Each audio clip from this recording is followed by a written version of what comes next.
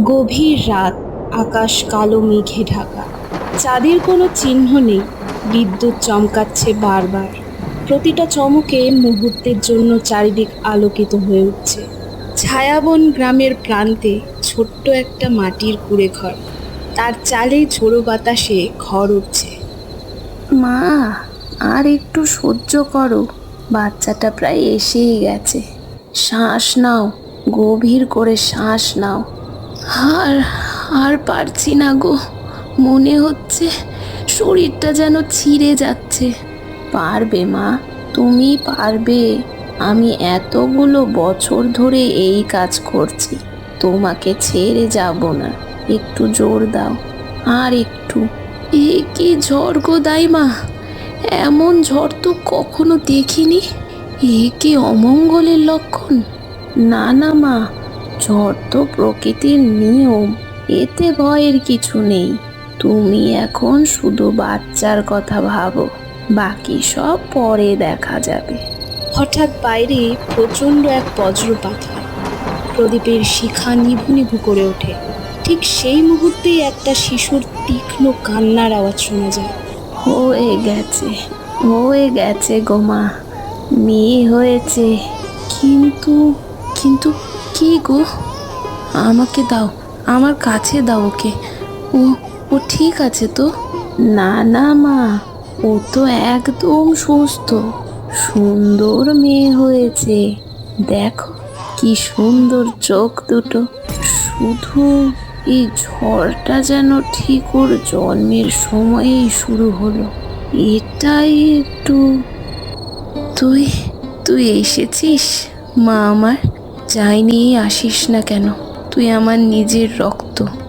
শুনেছিস কাঠুরিয়ার বউয়ের মেয়ে হয়েছে, কিন্তু এই ঝড় দেখছিস কেমন? জীবনে এমন দেখিনি বাবু। হ্যাঁ গো, সারা জীবনে এমন ঝড় দেখিনি।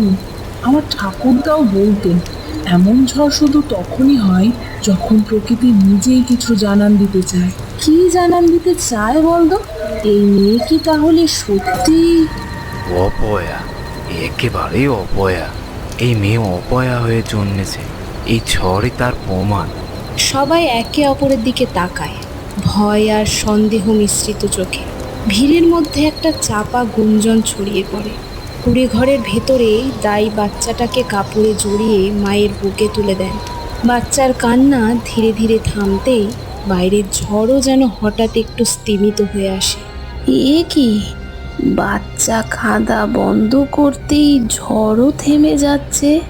এ তো এ তো সাধারণ কিছু না, এ তো যেমন তেমন মেয়ে নয় দেখছি। তুই যাই নিয়ে আসিস না কেন মা, তুই আমার মেঘের মতোই আদরের। মেঘ যেমন জল দেয়, জীবন দেয়, তুইও তেমনই হবি।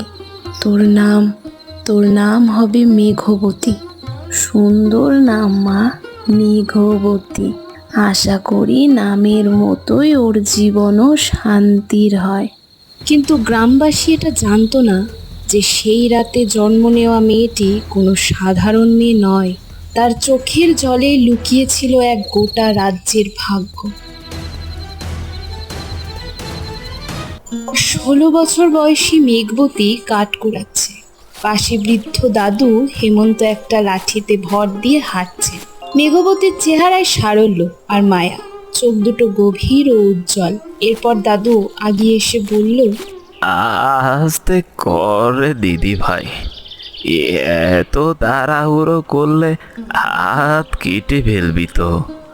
আমি কি তোর মতো জোয়ান নাকি যে দৌড়ে ধরতে পারবো তোকে?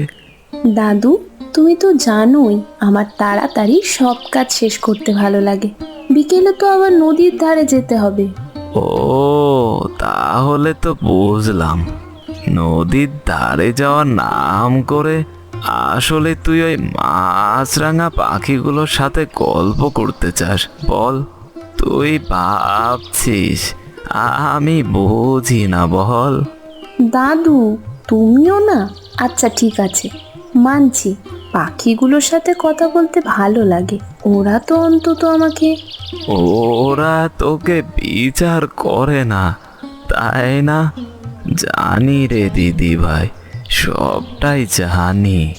হঠাৎ দূর থেকে কয়েকজন গ্রামের বাচ্চা ছুটে আসতে দেখা যায়, খেলতে খেলতে হাসির শব্দ। মেঘবতীকে দেখে তারা থমকে দাঁড়ায়। ওই দেখ, ওই অপয়া মেয়েটা। আমার মা বলেছে ওর দিকে বেশিক্ষণ তাকালে নাকি অসুখ হয়। চল চল, ওর কাছে যাওয়া ঠিক না। মা বলেছে ওর ছায়াও মারাতে নেই, নইলে খারাপ কিছু হবে।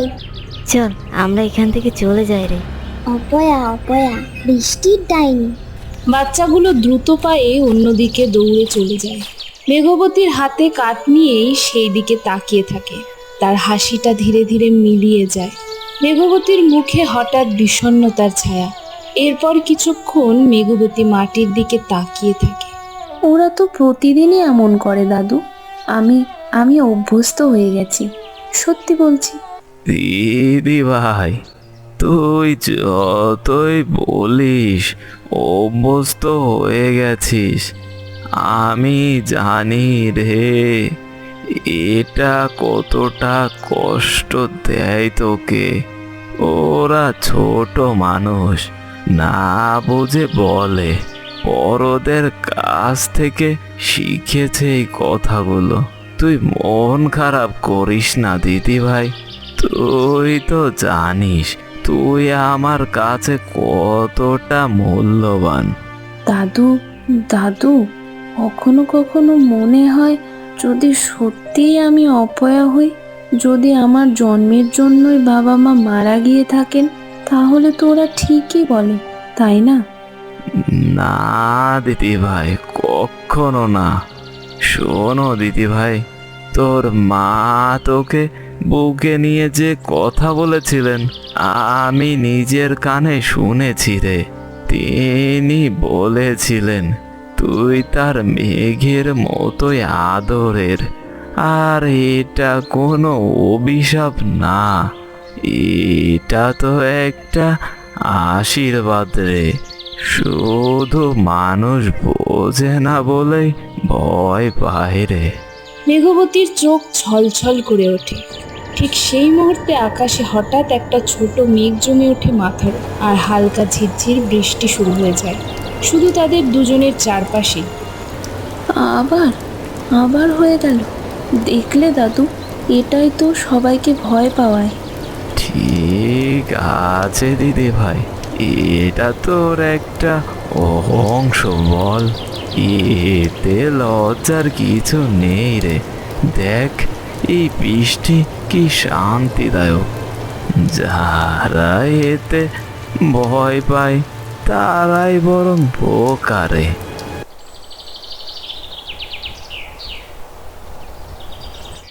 সূর্যনগর রাজ্যের বিশাল রাজসভা, উঁচু পাথরের স্তম্ভ, রাজকীয় পতাকা ঝুলছে। জানালা দিয়ে বাইরে দেখা যাচ্ছে ফাটল ধরা শুকনো মাঠ, মরে যাওয়া গাছপালা, দূরে কয়েকটা শকুন উঠছে। রাজা ও রাজমাতা ইন্দুমতী সিংহাসনে বসে আছে, যুবরাজ বরুণ পাশে দাঁড়িয়ে, তার মুখে চিন্তার ছাপ। প্রধান পুরোহিত দক্ষ সামনে এসে বলল, মহারাজ, দেবতারা সন্তুষ্ট নন। আকাশের দিকে তাকান, একটা মেঘও নেই। আরো বড় যজ্ঞের প্রয়োজন। প্রজাদের কাছ থেকে আরো দান সংগ্রহ করতে হবে, তবেই বৃষ্টি নামবে। গুরুদেব, গত যজ্ঞের পরও তো বৃষ্টি নামেনি। প্রজারা কষ্ট পাচ্ছে তো, আর খাদ্য ভাণ্ডারও প্রায় শূন্য। বলুন তাহলে এখন কি করা যায়? মহারাজ, দেবতারা আমাদের ধৈর্য পরীক্ষা নিচ্ছেন। বিশ্বাস কম পড়েছিল তাই। এবার আরো বড় যজ্ঞের আয়োজন করলে নিশ্চয় ফল পাবো। কিন্তু গুরুদেব, গত 3 বছরে 4 বার যজ্ঞ হয়েছে। প্রতিবারই আপনি বলেছেন এবার নিশ্চয়ই ফল পাবো। প্রজারা এমনিতেই খাবারের অভাবে ভুগছে, তাদের কাছ থেকে আরো দান নেওয়া কি ঠিক হবে আমাদের? যুবরাজ, ধর্মীয় বিষয়ে সন্দেহ প্রকাশ করা শুভ নয়। আপনি এখনো তরুণ, অভিজ্ঞতা কম। দেবতাদের ইচ্ছেই সর্বোচ্চ, এটা বোঝার জন্য বয়স লাগে। গুরুদেব, আমি অসম্মান করছি না, শুধু জিজ্ঞাসা করছি, যদি এতবার যজ্ঞ করেও ফল না পাই, তাহলে কি অন্য কোনো কারণ থাকতে পারে না? সভায় একটা চাপা নীরবতা নেমে আসে। তখন রাজমাতা ইন্দুমতী বলেন, গুরুদেব, বরুণের কথায় যুক্তি আছে। আমরা কি অন্য কোনো উপায় বিবেচনা করতে পারি না? হয়তো কোনো প্রাকৃতিক সমাধান? রাজমাতা, আমি শুধু রাজ্যের মঙ্গল চাই। ধর্মীয় পথই একমাত্র পথ। তবে আপনারা যা ভালো মনে করেন, আমি শুধু একজন সেবক মাত্র। এরপর পুরোহিত মাথা নত করে বেরিয়ে যায়। বরুণ, আমি জানি তোমার সন্দেহ আছে, কিন্তু এই মুহূর্তে গুরুদেবী একমাত্র ভরসা যা আমাদের প্রজাদেরও আছে। তাদের বিশ্বাস ভেঙে দিও না। রাজা রাজমাতা সভা ছেড়ে চলে যান। বরুণ একা দাঁড়িয়ে থাকে সিংহাসনের সামনে। কিছু কিছু একটা ঠিক নেই এখানে। আমাকে আমাকে নিজের চোখে প্রজাদের অবস্থা দেখতে হবে। আজ রাতেই বেরিয়ে পড়ব। গভীর রাত। রাজপ্রাসাদের পেছনের গোপন দরজা। বরুণ সাধারণ কৃষকের পোশাক পরে নিঃশব্দে বেরিয়ে আসছে, মুখ আধা ঢাকা একটা কাপড়। এরপর বরুণ সাবধানে চারিদিকে তাকিয়ে প্রহরীদের এড়িয়ে ঘোড়াশালার দিকে এগোয়। এখন প্রহরী বদল হবে। এই তো সুযোগ। বরুণ ঘোড়াশালায় গিয়ে নিজের প্রিয় ঘোড়া তারকপুঞ্জকে সাবধানে বের করে আনে। চুপচাপ পেরিয়ে যেতে হবে বন্ধু, কাউকে জানানো যাবে না। চলো। বরুণ ঘোড়ায় চড়ে অন্ধকারে ছুটে চলে প্রাসাদের সীমানা পেরিয়ে খোলা মাঠের দিকে। কিছুক্ষণ পথ চলার পর সে ছায়াবনে গভীর জঙ্গলে ঢুকে পড়ে, পথ হারিয়ে ফেলে। এ আমি কোথায় এসে পড়লাম? পথ তো চেনাই যাচ্ছে না। মানচিত্রে তো এমন কোনো জঙ্গল দেখিনি কখনো। বরুণ ঘোড়া থামিয়ে নিচে নেমে চারপাশ পরখ করার চেষ্টা করে। হঠাৎ একটা প্যাঁচার ডাক শোনা যায়। ঘোড়া চমকে ওঠে। শান্ত হও বন্ধু, এ তো শুধু একটা প্যাঁচা। ঠিক তখনই ঘোড়াটা একটা লতায় পা আটকে হোঁচট খায়। ভয় পেয়ে লাফিয়ে ওঠে। বরুণ ছিটকে মাটিতে পড়ে যায়। আহ, পাটা মচকে গেল। আরে, তারকপুঞ্জ কোথায় গেল? ঘোড়াটা পালিয়েছে দেখছি। আর পারছি না। বরুণ ব্যথায় কাতরাতে কাতরাতে গাছের গুড়িতে হেলান দিয়ে বসে পড়ে। এখন কি করি? এই অজানা জঙ্গলে পাটাও মচকে গেছে। বাবা ঠিকই বলতেন, একা বেরোনো উচিত হয়নি।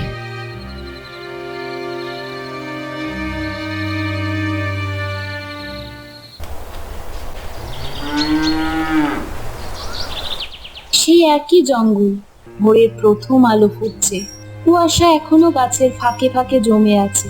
মেঘবতী কাঠ কুড়াতে বেরিয়ে হঠাৎ থমকে যায় কিছু একটা দেখে। মেঘবতী বরুণকে গাছের গুড়ির কাছে হেলান দিয়ে বসে থাকতে দেখে তারপর সাহসী মন নিয়ে এগিয়ে যায়। তাকে ওইভাবে পড়ে থাকতে দেখে বলল, আরে, আপনি ঠিক আছেন তো? এখানে এভাবে পড়ে আছেন কেন? সারা রাত এখানেই ছিলেন নাকি? ঘোড়া থেকে পড়ে গিয়েছিলাম রাতে।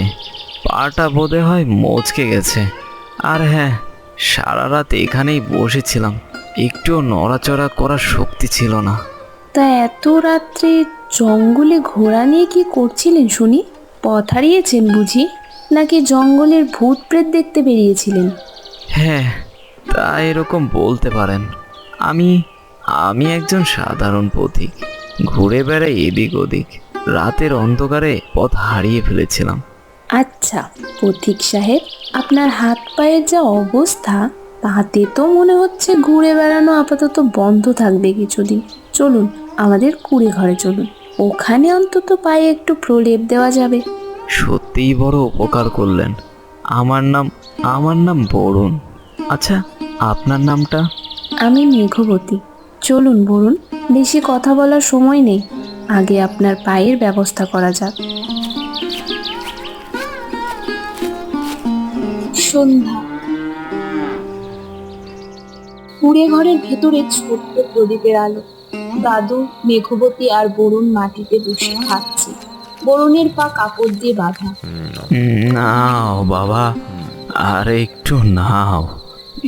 এত রোগা শরীর নিয়ে এভাবে একা একা ঘুরে বেড়াও কেন বলো তো? তোমার মা বাবার চিন্তা করছেন না নিশ্চয়? তুমি এভাবে একা একা ঘুরে বেড়াচ্ছ। দাদু, আপনার হাতের রান্না তো অসাধারণ। রাজপ্রাসাদ মানে এমন স্বাদ আমি আগে কখনো পাইনি। রাজপ্রাসাদ? আপনি রাজপ্রাসাদে ছিলেন নাকি কখনো? কি করতেন সেখানে?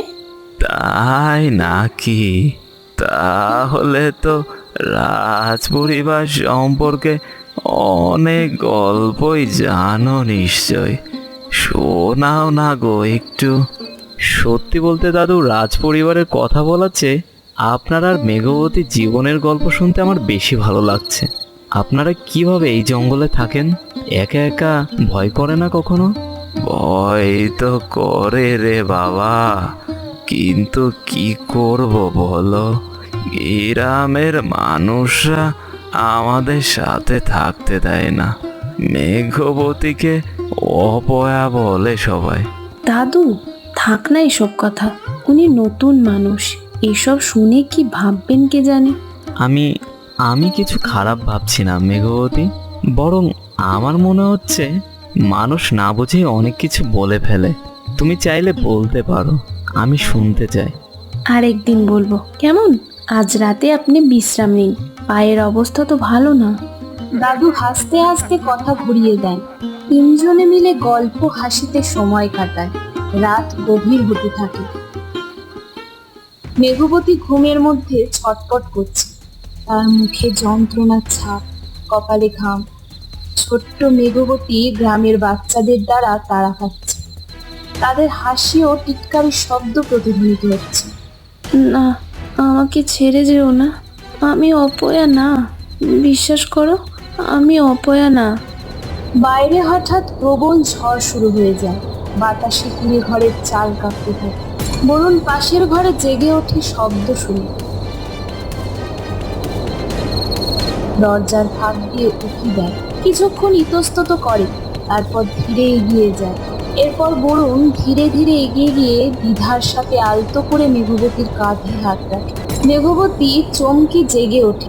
তাকে দেখে মেঘবতী বলল, আপনি আপনি দেখে ফেলেছেন? ভয় পাবেন না। আমি আমি এটা নিয়ন্ত্রণ করতে পারি না মাঝে মাঝে। হ্যাঁ হ্যাঁ, দেখেছি, কিন্তু ভয় পেও না মেঘবতী। এটা তো অসাধারণ একটা ব্যাপার। তুমি স্বপ্নে কষ্ট পাচ্ছিলে, তাই বাইরে ঝড় উঠলো, তাই না? আপনি আপনি রাগ করছেন না? পালিয়ে যাচ্ছেন না? সবাই তো ভয় পায়, আমাকে ডাইনি বলে। আমি রাগ করছি না, বরং আমি ভাবছি এত বছর ধরে তুমি একাই ভার বয়ে বেরিয়েছো, কেউ পাশে ছিল না বোঝার মতো।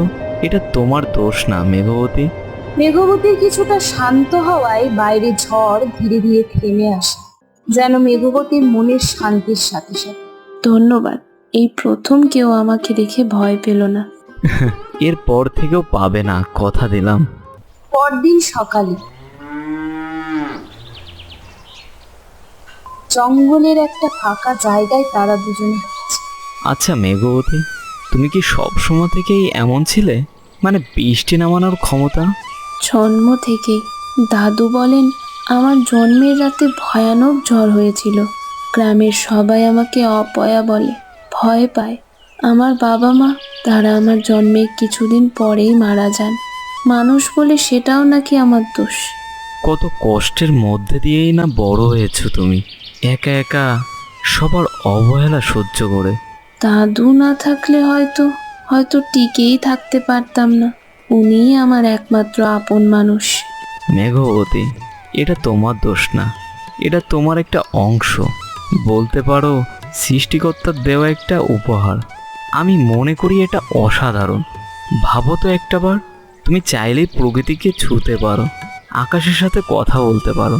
এটা কজনই বা পারে? কেউ কখনো এভাবে বলেনি আমাকে। সবাই শুধু ভয় পায় অথবা ঘৃণা করে। তাহলে বলছি, আমিই সেই হয়তো তোমার প্রথম মানুষটি। মেঘবতী, তুমি জানো তোমার এই ক্ষমতা, এটা হয়তো অনেক মানুষের উপকারেও আসতে পারে। ভাবো তো, খরায় পড়া কোনো জমিতে যদি তুমি বৃষ্টি এনে দিতে পারো। খরা নিয়ে আপনি এত কথা বলছেন কেন? আপনার রাজ্যেও কি? মানে মানে এমনি বলছি যে তোমার এই শক্তি সত্যি মূল্যবান, আর এটা কোনো লজ্জার কিছু না। মেঘবতী কিছুটা সন্দিহান হয়েও কথা চালিয়ে যায় না, বরং বরুণের কথায় মন দেয়। দুজনে আবার হাঁটতে শুরু করে। আপনিই প্রথম মানুষ যে আমাকে এভাবে বললেন বরুণ। জানি না কেন, কিন্তু আপনার সাথে কথা বলতে ভালো লাগে, নিরাপদ লাগে। আমারও তোমার সাথে সময় কাটাতে ভালো লাগছে মেঘবতী। এত সরল, এত সত্যিকারের একটা জীবন। আমি যেন প্রথমবার এমন মুক্তি অনুভব করছি। রাজপ্রাসাদের একটা কক্ষে রাজমাতা ইন্দুমতী অস্থির হয়ে পায়চারি করছে। পুরোহিত দক্ষ দরজায় দাঁড়িয়ে, মুখে চিন্তার ভাব। 3 দিন হয়ে গেল, বরুণের কোনো খোঁজ নেই। কোথায় গেল আমার ছেলে? প্রহরীরা কি কিছুই খুঁজে পায়নি? রাজমাতা, চিন্তা করবেন না, আমি প্রহরী পাঠিয়েছি খোঁজে। তবে এই সুযোগে আমি বলেছিলাম রাজ্যের এই সংকটে আরো বড় যজ্ঞের আয়োজন করা উচিত। প্রজাদের বিশ্বাস ধরে রাখতে হবে, না হলে বিদ্রোহও হতে পারে। গুরুদেব, আপনি কি লক্ষ্য করেননি যে বরুণ নিখোঁজ হওয়ার ঠিক পরের দিনই আপনি এই যজ্ঞের প্রসঙ্গ তুলছেন? এটা কি কাকতালীয়? রাজমাতা, আপনি ভুল বুঝছেন আমাকে। আমি শুধু রাজ্যের কথা ভাবছি। যুবরাজের চিন্তায় আমিও সামান্য উদ্বিগ্ন, বিশ্বাস করুন। ঠিক আছে গুরুদেব, যা প্রয়োজন করুন, শুধু আমার ছেলেকে খুঁজে বের করুন। ওকে ছাড়া আমি স্থির থাকতে পারছি না। নিশ্চয় রাজমাতা, আমি সব ব্যবস্থা করেছি, আপনি চিন্তা করবেন না। যুবরাজ নিখোঁজ, রাজমাতা অস্থির, এই তো সুযোগ। এবার যদি একটা বড় যজ্ঞের আয়োজন করি, রাজকোষ থেকে যথেষ্ট সম্পদ আমার হাতে চলে আসবে। আর যুবরাজ যত দেরি করে ফেরেন, ততই আমার জন্য ভালো। আমাকে যে এবার ফিরতে হবে। কয়েকদিন হয়ে গেছে, নিশ্চয়ই সবাই চিন্তা করছে। তবে আমি কথা দিচ্ছি তোমাকে, আমি আবার আসব। আর হ্যাঁ, আমি কথা দিয়ে কথা রাখি সবসময়। সত্যি আসবেন তো, নাকি এটা ওই রাজপ্রাসাদের গল্পের মতোই একটা কথার কথা? বিশ্বাস করো মেঘবতী, এই কয়দিনে আমি যা পেয়েছি তা আমি কখনোই ভুলবো না। তোমার সাথে কাটানো সময়টা আমার কাছে অনেক মূল্যবান হয়ে থাকবে এটা। আমারও। জানি না কেন, কিন্তু মনে হচ্ছে আপনি চলে গেলে কিছু একটা অসম্পূর্ণ থেকে যাবে। মেঘবতী, আমার একটা কথা বলার ছিল। আমি আসলে ঠিক তখনই দাদু কাশি দিয়ে নিজের উপস্থিতি জানান দেন। বাবা, যাও, সন্ধ্যা নেমে এসেছে। এখনই বেরোলে অন্ধকার নামার আগে অনেকটা পথ পার হতে পারবে। হ্যাঁ দাদু, ঠিক বলেছেন, আমার এখনই বেরোনো উচিত। মেঘবতী, আমি সত্যি ফিরে আসব, আর এটা খুব শীঘ্রই। আর তখন আমি তোমাকে সব কিছু বলবো, কথা দিলাম। বরুণ ঘোড়ায় চড়ে ধীরে ধীরে জঙ্গলের পথে অদৃশ্য হয়ে যায়। মেঘবতী অনেকক্ষণ সেদিকে তাকিয়ে থাকে। পরের দিন সকালে গ্রামে মেঘবতী কিছু কেনাকাটা করতে গেছে। দূরে কয়েকজন পথচারী উত্তেজিত হয়ে কথা বলছে।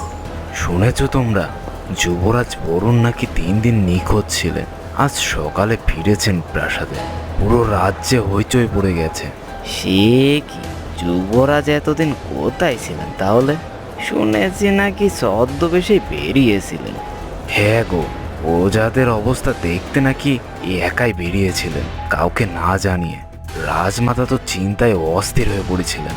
যুবরাজ বরুণ, সেই সেই পথিক তাহলে? উনি মিথ্যা বলেছিলেন আমাকে? পুরোটাই মিথ্যা? প্রাসাদে দাসীর কাজ করতাম, এটাও মিথ্যা ছিল? পথচারীরা আরো কথা বলতে বলতে চলে যায়। মেঘবতী সেখানেই দাঁড়িয়ে থাকে, স্তব্ধ। কেন কেন লুকালেন সত্যিটা? আমি কি এতটাই তুচ্ছ ছিলাম যে সত্যি বলার মতো যোগ্য মনে হয়নি? তার চোখে জল জমতে শুরু করে। তার আবেগের সাথে সাথে আকাশে দূরে মেঘ জমতে শুরু করে। হ্যাঁ গো, সারা জীবনে এমন ঝড় দেখিনি। আমার ঠাকুরদা বলতেন এমন ঝড় শুধু তখনই হয় যখন প্রকৃতি নিজেই কিছু জানান দিতে চায়। কি জানান দিতে চাই বলো তো? এই মেয়ে কি তাহলে সত্যি সত্যি অপয়া? মেঘবতী এটা বুঝতে পেরে দ্রুত ঝুড়ি নিয়ে বাজার থেকে বেরিয়ে যায়। মেঘবতী দ্রুত পায়ে হেঁটে যাওয়া দেখে পেছনে বিস্মিত গ্রামবাসীদের চাহনি। ছায়াবনের একটা উঁচু টিলার ওপর মেঘবতী একা দাঁড়িয়ে আকাশের দিকে তাকিয়ে আছে। চারপাশে মেঘ জমে গেছে, বাতাস জোরালো হচ্ছে। মেঘবতীর মুখে কষ্ট, বিশ্বাসঘাতকতার অনুভূতি। তুমি রাজপুত্র আর আমাকে বলনি? আমি কি তোমার কাছে শুধুই একটা সময় কাটানোর গল্প ছিলাম, একটা কৌতূহল যা তোমার একঘেয়ে রাজকীয় জীবনে একটু বিনোদন দিয়েছিল?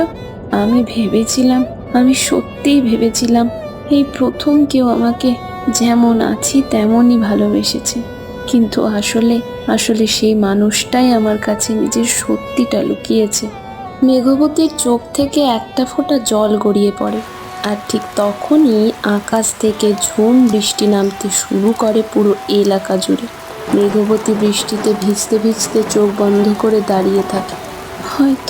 হয়তো এটাই ভালো হলো, আগেই সত্যিটা জানতে পেরেছি, আরও বেশি জড়িয়ে পড়ার আগে। রাতের ছায়াবন, বৃষ্টি তখনও পড়ছে, তবে আগের চেয়ে কিছুটা কম তীব্র। মেঘবতী বসে আছে, চোখ বন্ধ, ভেজা চুল মুখে লেপ্টে আছে। দূরে জঙ্গলের প্রান্তে একটা অস্পষ্ট ছায়ামূর্তি স্থির দাঁড়িয়ে তাকে লক্ষ্য করছে। ছায়ামূর্তিটা ধীরে ধীরে একটু এগিয়ে আসে, তারপর আবার থমকে যায়। মেঘবতী তখন মনে মনে বলতে থাকে, কে কে ওখানে? আমি জানি কেউ একজন আছে, বেরিয়ে আসুন, লুকিয়ে থাকার দরকার নেই। আমি এমনিতেই আজ আর কোনো নতুন ভয়ের সাথে লড়াই করার শক্তি পাচ্ছি না। কিছুক্ষণ নীরবতার পর মেঘবতী চোখ খুলে সেদিকে তাকিয়ে বলল, আমি ভয় পাচ্ছি না। যদি আপনি আমার ক্ষতি করতে চাইতেন এতক্ষণে করেই ফেলতেন, তাহলে লুকিয়ে থেকে লাভ কি? বেরিয়ে আসুন। ছায়ামূর্তিটা আরেকটু নড়ে, কিন্তু তারপর হঠাৎ অন্ধকারে মিলিয়ে যায়। দেখে মনে হলো মেঘবতীর সাহসী কথায় পিছিয়ে গেল। হয়তো আমার চোখের ভুল। আজকাল সব কিছুতেই কেমন যেন সন্দেহ হচ্ছে। প্রথমে বরুণের মিথ্যে, এখন এই অদ্ভুত ছায়া।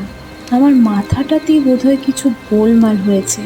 মেঘবতী কয়েক পা এগিয়েই আবার থমকে যায়, যেন কিছু একটা অনুভব করছে। পেছন ফিরে না তাকিয়েই বলল, আপনি এখনো এখানেই আছেন, তাই না? আমি অনুভব করতে পারছি। মেঘবতী একটু আগাতে না আগাতে ঠিক তখনই তার সামনে হঠাৎ কুয়াশার মতন কিছু একটা ঘনীভূত হয়ে একটা নারী মূর্তির আকার নেয়। সেই নারী মূর্তিটি অন্য কিছু ছিল না, তিনি ছিলেন সাক্ষাৎ মেঘদেবী।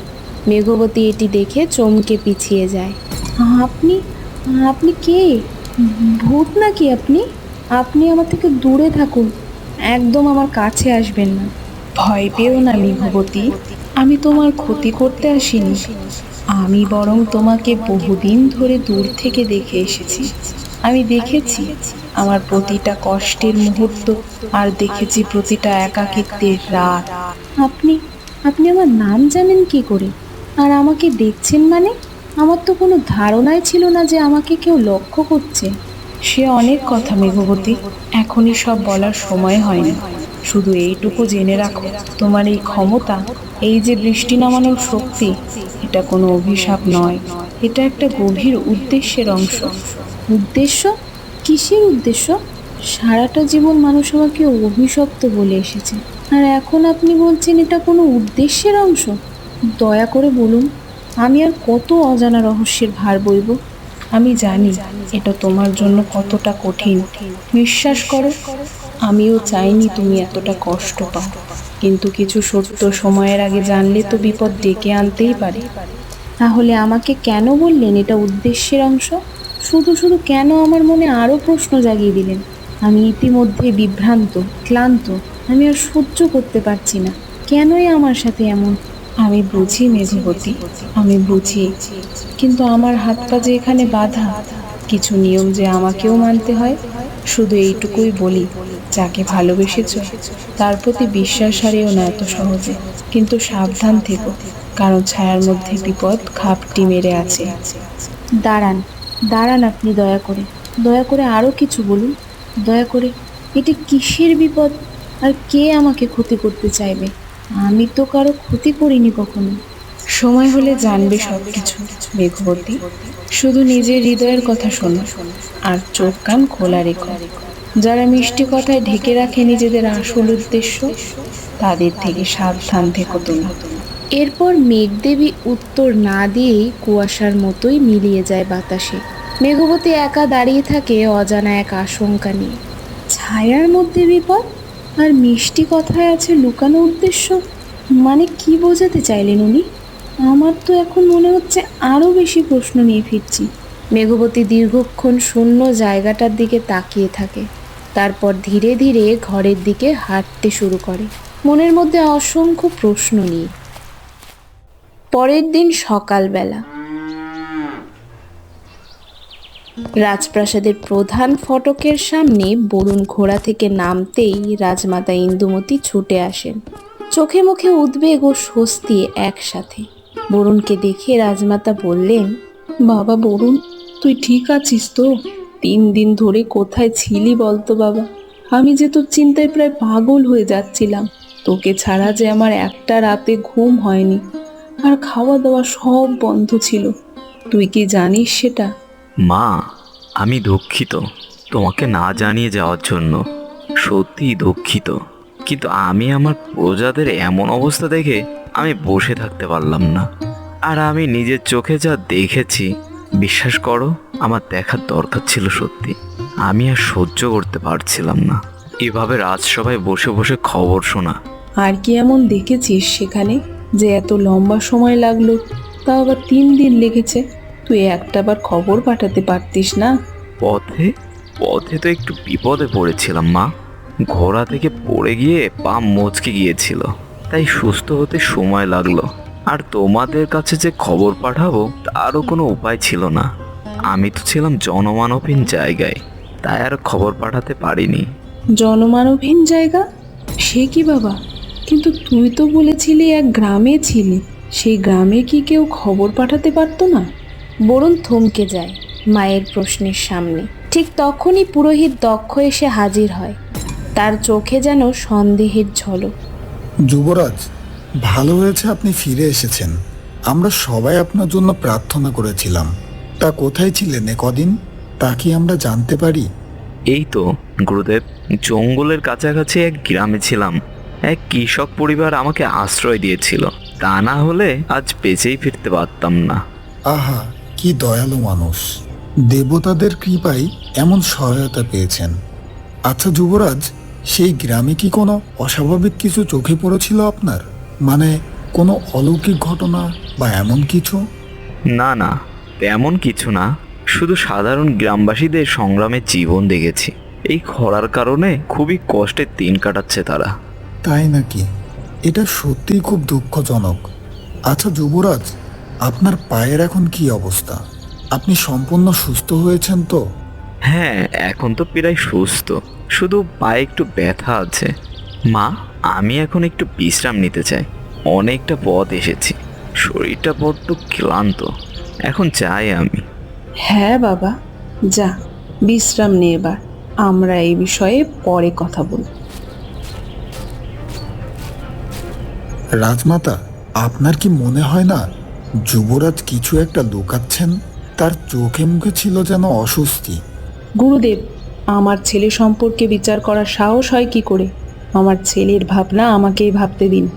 আপনি আপনার নিজের কাজে মন দিন। এরপর পুরোহিত মাথা নত করে সরে যায়, কিন্তু তার মুখে একটা চাপা অসন্তোষের ছাপ। রাজমাতা একা দাঁড়িয়ে ছেলের যাওয়ার পথের দিকে তাকিয়ে থাকেন, তার মনে হাজারো প্রশ্ন। শোনো মন দিয়ে, তোমরা দুজন এখনই যুবরাজের পিছু নেবে। চুপচাপ কোনোভাবে যেন উনি টেন না পান। আমি জানতে চাই উনি ঠিক কোথায় গিয়েছিলেন আর কার সাথে দেখা করেছিলেন। গুরুদেব, যুবরাজকে সন্দেহ করার কারণ কি? তিনি তো বলছেন শুধু একটা গ্রামেই ছিলেন। এর জন্য এত গোপনীয়তার কি প্রয়োজন? তোমার কাজ প্রশ্ন করা নয়, তোমার কাজ আমার আদেশ পালন করা, বুঝলে? আমার মন বলছে এই 3 দিনে কিছু একটা ঘটেছে যা আমাদের জানা দরকার।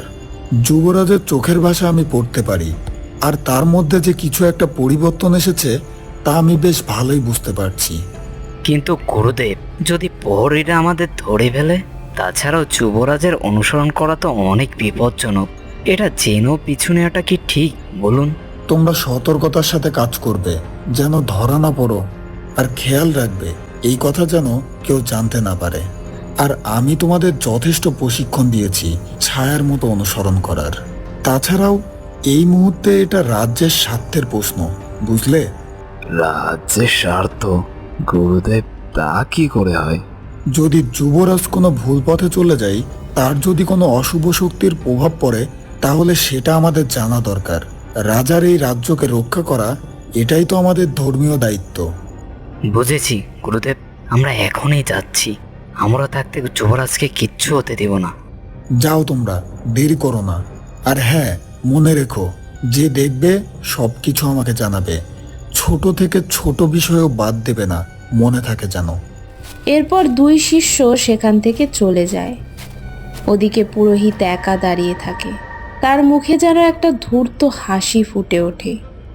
এরপর সে টেবিলের কাছে গিয়ে একটা পুরনো পুঁথি খোলে।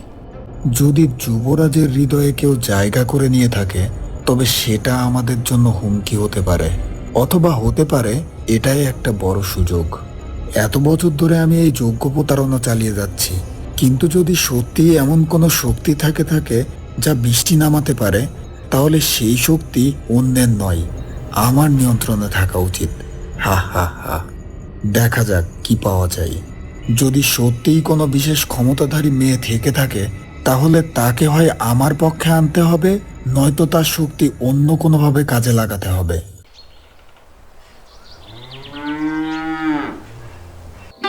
সন্ধ্যাবেলা কুঁড়েঘরের ভেতরে মেঘবতী চুপচাপ বসে আছে, হাতে একটা শুকনো ফুল নিয়ে। এরপর দাদু তার পাশে এসে বলল, দিদি ভাই, কি চিন্তা করছিস তুই? সেই তখন থেকেই তোকে চুপচাপ দেখছি। কি হয়েছে একটু খুলে বলতো। সেই গতকাল বাজার থেকে ফেরার পর থেকে দেখছি মন মরা হয়ে আছিস, খাওয়া দাওয়াও তেমন করছিস না। কি হয়েছে বল না দিদি ভাই। দাদু, বরুণ, উনি যে যুবরাজ, সেই সূর্যনগরের যুবরাজ। দাদু, বাজারে সবাই বলছিল, আমি নিজের কানে শুনেছি সেটা। তাই নাকি রে? বলিস কি? সে যুবরাজ? বাহ, এত বড় পরিচয় লুকিয়েছিল ছেলেটা। তাই এতে তোর এত মন খারাপের কি আছে? কারণ উনি যে আমাকে মিথ্যা বলেছিলেন দাদু। সে নিজেকে সাধারণ পথিক বলেছিলেন, প্রাসাদে দাসের কাজ করতেন বলেছিলেন, অথচ আসল সত্যিটা সে আমাকে বলেননি। আমি ভাবতাম আমরা আমরা সমান, দুজনেই সাধারণ মানুষ, কিন্তু এখন দেখছি সবটাই মিথ্যার ওপর দাঁড়িয়েছিল। হয়তো ওর নিজের কারণ ছিল রে দিদি ভাই। রাজপুত্ররা তো সহজে নিজের পরিচয় প্রকাশ করে না। হয়তো বিপদের ভয়ে সে এমন করেছেন। আর তাছাড়াও রাজপ্রাসাদে অনেক শত্রু থাকতে পারে। তুই কি মনে করিস দিদি ভাই, উনি খারাপ উদ্দেশ্যে মিথ্যে বলেছিলেন তোকে? না না, তা মনে হয় না। উনি যেভাবে আমার সাথে কথা বলেছেন আর সে যেভাবে আমার ক্ষমতা মেনে নিয়েছেন, কই সেটা তো একবারও মিথ্যা বলে মনে হয়নি। দাদু, দাদু, কেন জানি আমার মন বলছে ওর ওই চোখের ভাষা মিথ্যা ছিল না।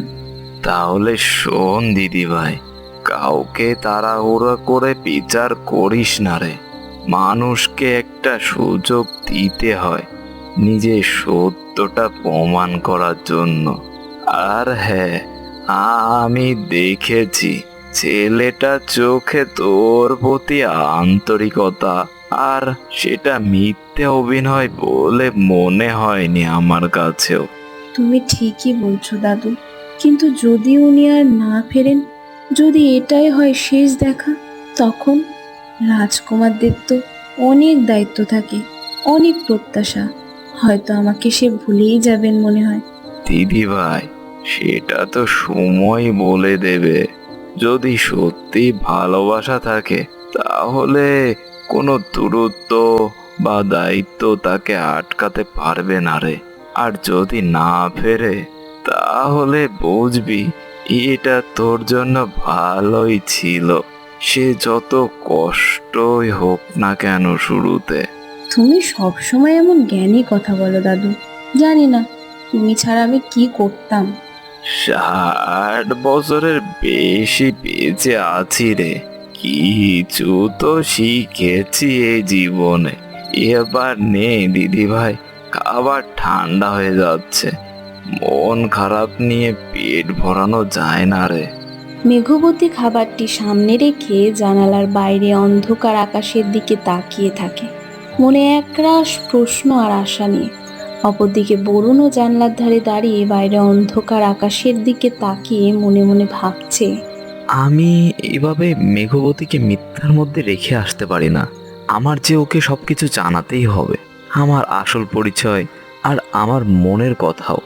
এত দিন ধরে যে অনুভূতি লুকিয়ে রেখেছি, না আর নয়, এখন কিছু একটা করতে হবে আমাকে। দরজায় মৃদু টোকা পড়ে। বরুণ ফিরে তাকায়। সে দেখল একজন বিশ্বস্ত পরিচারক ভেতরে প্রবেশ করছে, হাতে একটা মশাল নিয়ে।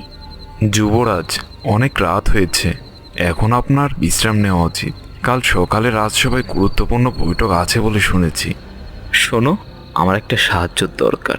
কাল সকালে আমাকে আবার বেরোতে হবে, কিন্তু এবার পুরোহিতদের চোখ এড়িয়ে নয়, বরং আমি বাবা মাকে জানিয়ে যাব। শুধু আমার একটু সময় লাগবে তাদের বোঝানোর জন্য। তুমি কি সেটা পারবে?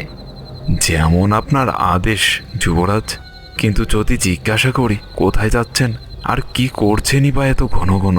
প্রাসাদে যে অনেকে কানাঘুষা শুরু করেছে আপনাকে নিয়ে। কানাঘুষা হওয়াটা স্বাভাবিক, কিন্তু আমি চাই না এখনই কেউ পুরোপুরি সত্যটা জানুক, বিশেষ করে পুরোহিত দক্ষ। আসলে তার সম্পর্কে আমার মনে কিছু সন্দেহ জন্মেছে, এই জন্য। কি ধরনের সন্দেহ যুবরাজ, আমাকে কি বলতে পারেন? এখনো নিশ্চিত না, যদিও তাই বলতে চায় না ভুল ধারণা তৈরি করতে।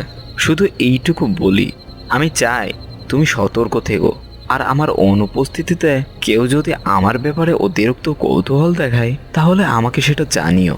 নিশ্চয়ই যুবরাজ, আমি সতর্ক থাকব। আমি সকালেই মহারাজের সাথে সাক্ষাতের ব্যবস্থা করব, যাতে আপনি খোলাখুলিভাবে সেখানে যেতে পারেন। ধন্যবাদ আপনাকে। আপনার মতো বিশ্বস্ত মানুষ পাশে থাকা আমার সৌভাগ্যের ব্যাপার। এখন আসি তবে যুবরাজ। এরপর পরিচারক মাথা নত করে বিদায় নেয়। তার চোখে যেন বড় এক দৃঢ় সংকল্প। এবার আর লুকোচুরি নয়, মেঘবতীর কাছে আমি সত্যি নিয়েই ফিরব, আর ওকে আমার হৃদয়ের কথাটাও বলবো। যা হওয়ার হবে, কিন্তু এবার আর মিথ্যার আশ্রয় নেব না। পরদিন সকালে ছায়াবনের প্রান্তে দক্ষের দুই শিষ্য গাছের আড়ালে লুকিয়ে বরুণকে অনুসরণ করছে। বরুণ ঘোড়ায় চড়ে কুড়ে ঘরের দিকে এগোচ্ছে। ওই দেখ দেখ, যুবরাজ সেই কুড়ে ঘরের দিকেই যাচ্ছেন। আমাদের গুরুদেবের অনুমানই ঠিক ছিল তাহলে। এই দি যুবরাজ দ্বিতীয়বার একই জায়গায় যাচ্ছেন, ব্যাপার কি বলতো? চুপ, আমাদের আরো কাছে যেতে হবে, কিন্তু সাবধানে, ধরা পড়া যাবে না যেন। যুবরাজের নিরাপত্তা রক্ষীরাও তো আশেপাশে থাকতে পারে, সেদিকে খেয়াল রাখতে হবে তোকে, বুঝেছিস? তুই কি ভাবছিস? গুরুদেব সব ঠিক বলছেন? সত্যি কি এই মেয়ের মধ্যে কোনো অলৌকিক ক্ষমতা আছে তাহলে, নাকি এটা শুধুই যুবরাজের একটা প্রেমের ব্যাপার?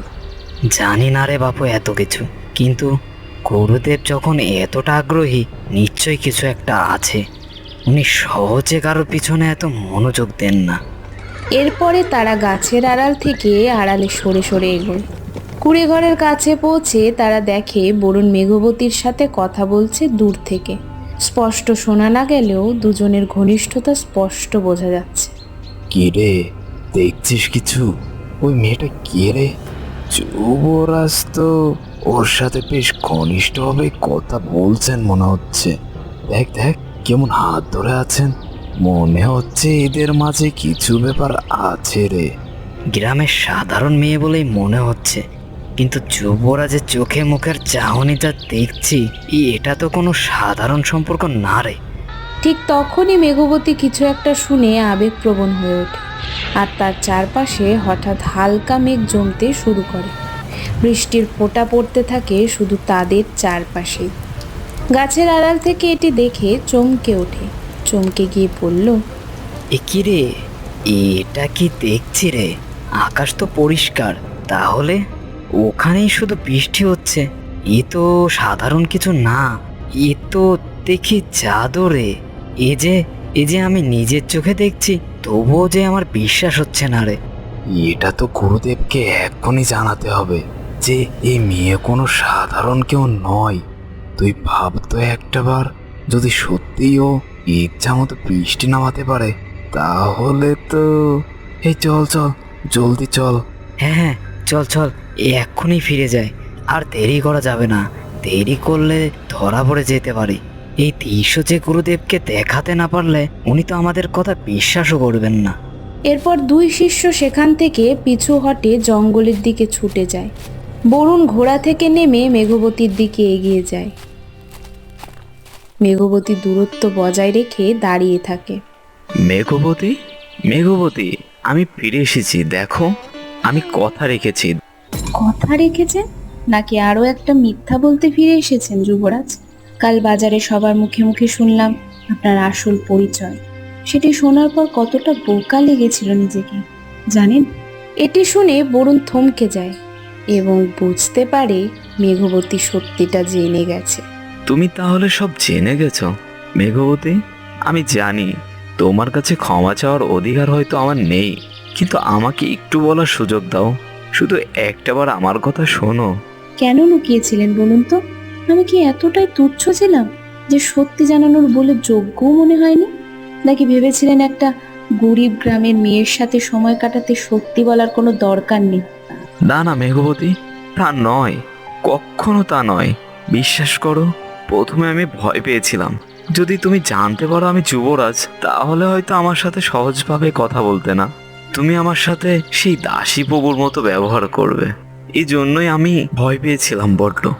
না না, তোমাকে নিয়ে নয়, আমি ভয় পেয়েছিলাম কারণ রাজপ্রাসাদে সবাই আমার সাথে একটা নির্দিষ্ট দূরত্ব রেখে চলে, সম্মান দেখায়, কিন্তু সত্যিকারে বন্ধুত্ব বা ভালোবাসা সেটা আমি কখনো পাইনি। আর সেটা তোমার সাথে যখন কথা বলছিলাম প্রথমবার মনে হয়েছিল কেউ আমাকে বরুণ হিসেবে দেখছে, যুবরাজ হিসেবে নয়। আর এজন্যই আমি সেই অনুভূতিটা হারাতে চাইনি। কিন্তু সেটা তো আমার সিদ্ধান্ত হওয়া উচিত ছিল, তাই না? আপনি নিজে থেকে ঠিক করে দিলেন না আমি কিভাবে প্রতিক্রিয়া দেখাবো। আমাকে সেই সুযোগটাই দিলেন না প্রমাণ করার যে আমি আপনাকে বরুণ হিসেবেই দেখব, পদবি দেখে নয়। তুমি সম্পূর্ণ ঠিক বলেছ। আমার উচিত ছিল প্রথম দিনেই সত্যিটা বলা, তোমাকে বিশ্বাস করা, তোমাকে সেই সুযোগটা দেওয়া। বিশ্বাস করো মেঘবতী, আমার ভয়ই আমাকে ভুল পথে নিয়ে গেছিল। মেঘবতী, আমি সত্যি দুঃখিত, আমি হৃদয় থেকে বলছি তোমার, আমি দুঃখিত। আমি জানি না এখন কি বিশ্বাস করব বলুন। আপনি একজন যুবরাজ, আমি একজন সাধারণ অপয়া মেয়ে যাকে গ্রামের মানুষ পর্যন্ত ভয় পায়। এই সম্পর্কের কোনো ভবিষ্যৎ আছে কি, নাকি শুধুই একটা স্বপ্ন যা কখনো বাস্তব হবে না? আমার কাছে সত্যিই তুমি অসাধারণ মেঘবতী। রাজপ্রাসাদের কোনো পরিচয় তোমার মূল্য নির্ধারণ করতে পারে না। তোমার হৃদয়, তোমার দয়া, তোমার সাহস, এসবই অসাধারণ করে তুলেছে তোমার। আর সেটা তোমার ক্ষমতার জন্য নয়। আমি জানি না ভবিষ্যতে কি হবে, কিন্তু আমি চাই তোমার সাথে সেই ভবিষ্যৎ খুঁজে বের করতে, আর সেটা একসাথে। ঠিক আছে বলুন, আমি আপনাকে বিশ্বাস করার চেষ্টা করব, কিন্তু আমার কিছু কথা আছে যা আপনাকে বুঝতে হবে খুব স্পষ্টভাবে।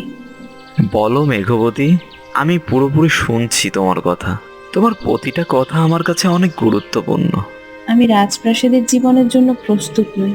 আমি জানি না সেখানকার নিয়ম কানুন আভিজাত্য, কিভাবে চলাফেরা করতে হয়, কিভাবে কথা বলতে হয়। আমি তো সারা জীবন জঙ্গলে কাঠ কুড়িয়েছি, রাজপ্রাসাদের রীতিনীতি আমার জানা নেই। এটা তো শেখা যায় মেঘবতী, এটা শিখতে বেশি দিন সময় লাগবে না। তাহলে এটা শেখা কি দোষ? শুধু নিয়মকানুন শেখার কথা বলছি না বলুন, আমার এই ক্ষমতা যদি রাজপ্রাসাদের মানুষরা জানতে পারে তারা আমাকে কিভাবে দেখবে তা নিয়ে আমার ভীষণ ভয় হয়। গ্রামে তো সবাই আমাকে অপয়া বলেছে, ডাইনি বলেছে। এখন রাজপ্রাসাদে গিয়ে যদি একই কথা শুনি তখন কি হবে? মেঘবতী, তোমার ভয় আমি বুঝতে পারছি। সত্যি বলতে আমার মা হয়তো সহজে মেনে নেবে না প্রথমে, কারণ উনি রাজ্যের স্বার্থ নিয়ে অনেক বেশি চিন্তা করে। একটু কঠোরও বটে, কিন্তু আমি প্রতিজ্ঞা করছি তোমায়, আমি তোমার পাশেই দাঁড়িয়ে থাকবো, সে যত বাধায় আসুক না কেন। কথাটা বলা সহজ বলুন, কিন্তু বাস্তবে যখন সেই মুহূর্ত আসবে যখন রাজমাতা আমার দিকে তাচ্ছিল্যের চোখে তাকাবেন, যখন রাজসভায় সবাই ফিসফিস করবে ওই দেখো অপয়া মেয়েটা, তখন কি আপনি সত্যি আমার পাশে দাঁড়াতে পারবেন? শোনো মেঘবতী, আমি জানি এটা সহজ হবে না, কিন্তু আমি তোমাকে কথা দিচ্ছি যখনই এমন কোনো মুহূর্ত আসবে আমি তোমার পাশে এসে দাঁড়াবো। এখনই সবকিছু ঠিক করতে হবে না তোমাকে, আপাতত শুধু জেনে রাখো আমি সত্যি তোমাকে ভালোবাসি মেঘবতী। যেমন তুমি ঠিক তেমনই আমি। তোমার এই ক্ষমতা সহই তোমার অতীত সহ সবকিছু মেনে নিয়ে আমি তোমাকে ভালোবাসি। আমিও আপনাকে ভালোবাসি বলুন, সত্যিই ভালোবাসি, কিন্তু দয়া করে আর কখনো আমার কাছে কিছু লুকাবেন না। আমি মিথ্যার চেয়ে কঠিন সত্যি সহ্য করতে পারবো, কিন্তু বিশ্বাসঘাতকতা সহ্য করতে পারবো না। কথা দিলাম মেঘবতী, আজ থেকে তোমার আর আমার মধ্যে কোনো গোপনীয়তা থাকবে না। দুজনে কিছুক্ষণ নীরবে দাঁড়িয়ে থাকে, একে অপরের উপস্থিতি অনুভব করে। দূরে দাদু হেমন্ত জানালা দিয়ে এই দৃশ্য দেখে মৃদু হাসেন।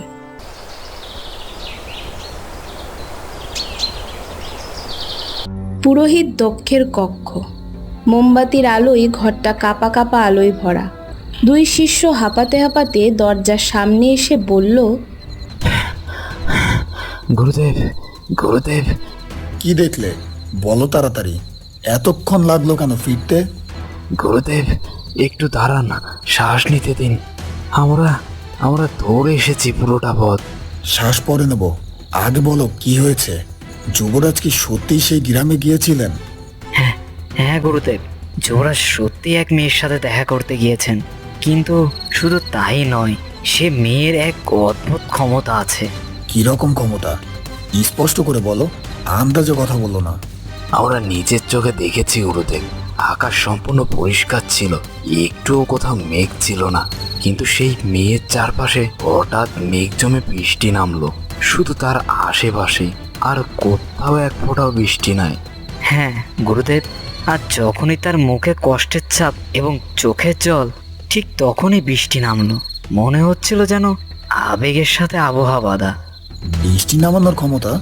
এই খরা ক্লিষ্ট রাজ্যে যদি এমন একজনকে নিয়ন্ত্রণ করা যায়, তাহলে তো আমার আর কোনো যজ্ঞের ভান করাই দরকার হবে না।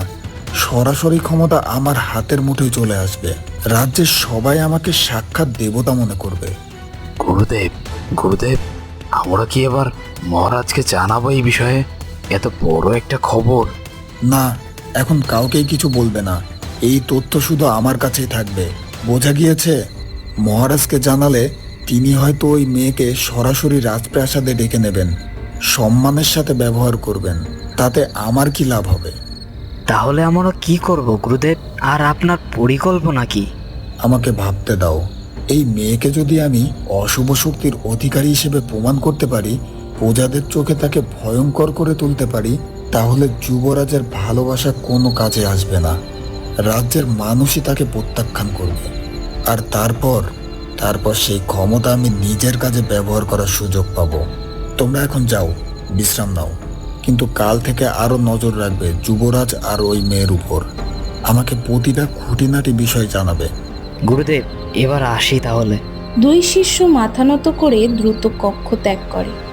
দক্ষ একা দাঁড়িয়ে থাকে, তার মুখে এক ভয়ঙ্কর পরিকল্পনার ছাপ। গভীর রাত, রাজমাতা ইন্দুমতির কক্ষে। ঘরে শুধু একটা প্রদীপ জ্বলছে। তিনি জানালার ধারে দাঁড়িয়ে বরুণকে আবার ঘোড়া নিয়ে বেরোতে দেখেন দূর থেকে।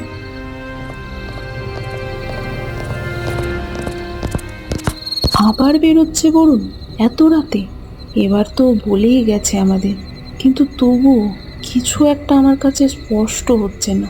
ওর চোখে যে ব্যাকুলতা দেখেছি সেটা শুধু প্রজাদের দেখতে যাওয়ার ব্যাকুলতা নয়, অন্য কিছু রয়েছে মনে হচ্ছে।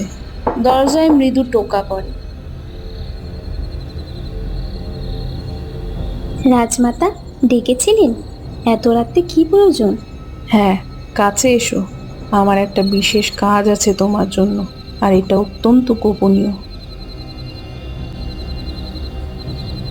বলুন রাজমাতা, আমি তো আপনার প্রতি বিশ্বস্ত, আপনি আমাকে বলতে পারেন। আমি চাই তুমি গোপনে খোঁজ নাও, যুবরাজ ঠিক কোথায় যাচ্ছেন প্রতিবার, কে সেই মানুষ যার সাথে তিনি দেখা করেন, কি তাদের সম্পর্ক। কিন্তু সাবধানে, উনি যেন কোনোভাবেই টের না পান যে তাকে অনুসরণ করা হচ্ছে। যথা আজ্ঞা রাজমাতা। তবে গুরুদেব দক্ষকে কি এই বিষয়ে জানাবো? তিনিও তো যুবরাজের মঙ্গল চান।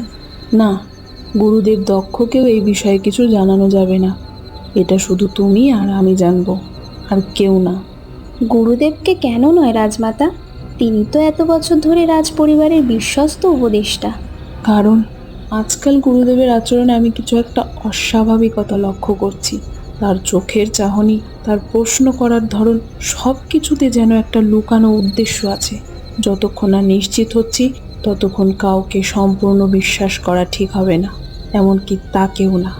আমি বুঝেছি রাজমাতা, আপনি চিন্তা করবেন না, আমি সাবধানে সব খোঁজ নিয়ে আসব, কাউকে কিছু না জানিয়ে। ধন্যবাদ। তুমি জানো, বরুণ আমার একমাত্র সন্তান। ওর জীবনে কি ঘটছে আমাকে যে সবটা জানতেই হবে। যদি সত্যিও কারোর প্রেমে পড়ে থাকে, আমি চাই সেটা জানতে, বিচার করতে নয়, শুধু বুঝতে। যথা আজ্ঞা রাজমাতা, আমি এক্ষুনি ব্যবস্থা করছি, কাল সকালের মধ্যেই আপনাকে খবর দেব। দাসী এ কথা বলে চলে যায়। রাজমাতা আবার জানলার বাইরে তাকিয়ে মনে মনে বললেন, আমার ছেলের জীবনে কি ঘটছে আমাকে জানতেই হবে, তা সে যত কঠিন সত্যই হোক না কেন। আর যদি সত্যিই কেউ তাকে সুখী করতে পারে, তাহলে হয়তো আমারও নিজের কঠোরতা একটু কমানো উচিত। গভীর রাত। প্রাসাদের এক গোপন অন্ধকার কোপ। পুরোহিত দক্ষ মোমবাতির আলোয় তার শিষ্যদের নিয়ে গোপন মন্ত্রণায় বসেছে। একটা পুরনো রহস্যময় পুঁথি টেবিলে খোলা, তার পাতাগুলো হলুদ হয়ে গেছে সময়ের সাথে। দক্ষ পুঁথির পাতা উল্টাতে উল্টাতে থেমে যায়। একটা বিশেষ পাতায় তার আঙুল স্থির হয়। এই তো সেই মন্ত্র যা দিয়ে প্রাকৃতিক শক্তিকে বশ করা যায়। আমি যদি এই মেয়েটির ক্ষমতা নিজের আয়ত্তে আনতে পারি, তাহলে আর কোনো যজ্ঞের প্রয়োজনই হবে না। রাজ্যের সবাই আমাকে দেবতার প্রতিনিধি বলে মানবে চিরকালের জন্য। কিন্তু গুরুদেব, যদি যুবরাজ জানতে পারে আপনি এই মেয়েটির ক্ষতি করার পরিকল্পনা করছেন, তাহলে তিনি কখনোই আপনাকে ক্ষমা করবেন না। যুবরাজ কিছুই জানতে পারবে না যতক্ষণ না আমি প্রস্তুত। আর তারপর অনেক দেরি হয়ে যাবে। যখন আমার হাতে সেই ক্ষমতা চলে আসবে, তখন যুবরাজের অনুমতির প্রয়োজনই হবে না কোনো কিছুর জন্য। গুরুদেব ঠিক কি পরিকল্পনা করছেন আপনি, আমরা কি জানতে পারি? সময় হলে জানাবো। আপাতত শুধু এটুকু জেনে রাখো, আগামী পূর্ণিমার রাতে যখন চাঁদের আলো সবচেয়ে তীব্র হবে, তখনই আমি আমার পরিকল্পনা কার্যকর করব। ওই মেয়ের ক্ষমতা, ওর জীবনী শক্তি, সব কিছু আমি নিজের করে নেব। দক্ষ পুঁথির একটা পাতায় আঙুল রাখে। তার মুখে একটা অশুভ হাসি স্থির হয়ে থাকে। মোমবাতির শিখা হঠাৎ কেঁপে ওঠে, যেন ঘরের ভেতরেই একটা অশুভ বাতাস বয়ে গেল।